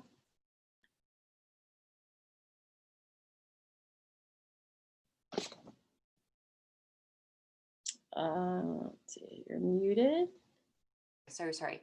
There we go. I'm at 3% battery, so hopefully it's not going to die all of this. So first question was sternocleidomastoid and scalenes were secondary, like this through here and this through here. Is that inhalation, exhalation, or both? So you can do for inhale for sure, because that's what people tend to lift, you know what I mean? Right? But I have seen when people do that belly breathing, when they're just sort of focused on just the belly, these will get stretched long, almost like they lock down, which I find interesting. Yeah, well, mine's like vice grip all the time. But what I found in my singers, if they're really struggling with breath, having them move their head slowly, like as they're inhaling and exhaling, really helps. And that's what I noticed when we were on the floor and you were doing the alternate. And I went, okay. In both ways, both prone and supine, is to try to get all of this. Do you know what I mean? Exactly. Yes, to chill out and relax. And then my other question was, are we using Ujjayi like the whole time in Krama? Yes. Okay. Yes. I had one other thing. Oh, and then as you're going, okay, and then as you're going through the different sections, like if your awareness is traveling through the 2 parts or 3 parts, Are we actually trying to actively engage, or are we just noticing? So when we do the krama, we're engaging, right? So Okay. with the inhale, it's going to be an engagement that's autonomic, right? Do you know what I mean? Like that's kind of what happens anyway. We're not like, let me engage my diaphragm right now. Like it just happens, right? So that's more of an observation, right? When we're like kind of seeing like what's happening with the inhalation, but then there's a release, of the belly for sure. And that's not necessarily engagement, but that's stretching. And then the exhale is that full engagement of the abdominals. So yes, Okay. with the krama for the exhale, definitely more active engagement. But for the inhale, it's more observation and noticing what is actually contracting to create that expansion. And then Okay. with the belly. Okay, thank you. You're welcome. Looks like we have Lara with her hand raised. So I have two questions. The Yes, darling. first is when we're bringing like awareness and engagement to like the throat to sternum and sternum to the bottom or whatever, are these like subjective experiences? Like if a student were to say, oh, like I think I feel it, like, yeah, sure, you felt it. Like, do they, Yeah, like, I mean, it is definitely subjective. I would say you can see, because you'll start to see people actually sit up straighter when all that stuff is actually happening. You know what I mean? They're not shabby, yeah, right? You know what I mean? You're like, oh, inhale, like, I'm feeling that. Like you're like, oh, yeah. there it is. And all of a sudden you know what I mean? Their structure changes, you know what I mean? A little bit for sure. And go ahead. oh, go ahead.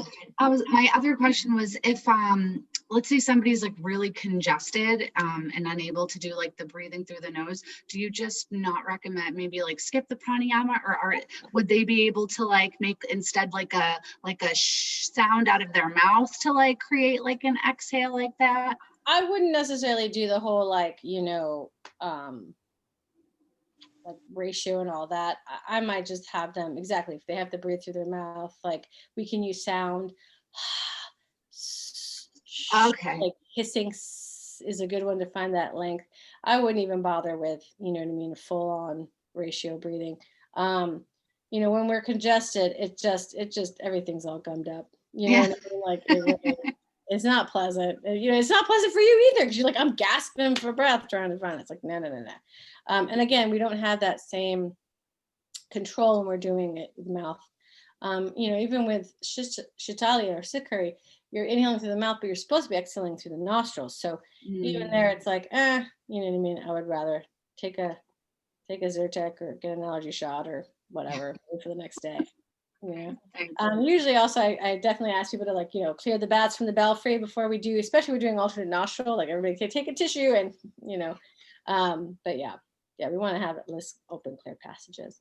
I think we had another question here from Virginia that said, how to prevent getting that raw throat feeling. So Jalandhara is great for suspension and retention assist. That's fine. It's perfect. I would say create that softness. Don't try not to create too much noise, right, with the ujjayi for that raw feeling. Make it very like a whisper. So it's not, because, you don't want to feel like Schwarzenegger with like, and you see all the, ropey muscles as you're doing it. Make it soft as best. And then, if that's something you normally get, maybe, doing a little lozenge or something before, might help. Okay, cool. Awesome, got a thumbs up, Tracy. The raw throat could be low. Yeah. Again, oh my gosh, if you're like up, I remember when I went to Estes Park one year. Oh my God, just the elevation. Woo, you know what I mean? Like, yeah. And I grew up in Mexico City, but at the same time, it's like I was a while ago, a long time ago, right? And then you come here, elevation. All of a sudden, you're like, I'm so dry. Like you just wanted to stick, like oil in your nostrils, which is good for you actually. You can do that, but you're like specific olive oil would be good, coconut ghee, but you're like, you just were like, I just need everything to be soft, because it's very arid. All right, cool. Well, it's 3:02, so I am going to say it is time for you guys to feel free to relax and enjoy the rest of your day. Please, we'll talk a little bit more about this practice tomorrow. So again, if you're percolating and you're like, oh, I have more questions, definitely we'll set some time out in the very beginning of the morning to do that. And yeah, take it easy again. It doesn't seem like we did much, but just like we did with the subtle bodies, you guys actually worked a lot. So be gentle to yourself, hydrate, and be kind, okay? Yeah. And this is just we just scratched the tip of the iceberg. So, okay, we're gonna be doing a lot more in the next few days. Thank you, Vienna. Thank you, Jamie. Thank you, Brenda. Thank you all familiar faces, Tina, Eva, woohoo, Michaela, yay. Malik, I love all you guys are amazing. Sue, Bridget, Bernadette, everybody, woohoo, Shannon, all these people. Dimitri, thank you all. Amy, Tracy for coming. And yeah, we'll see you tomorrow.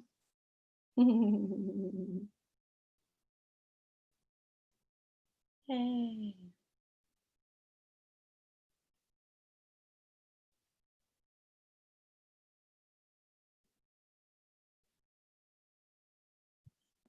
Recording.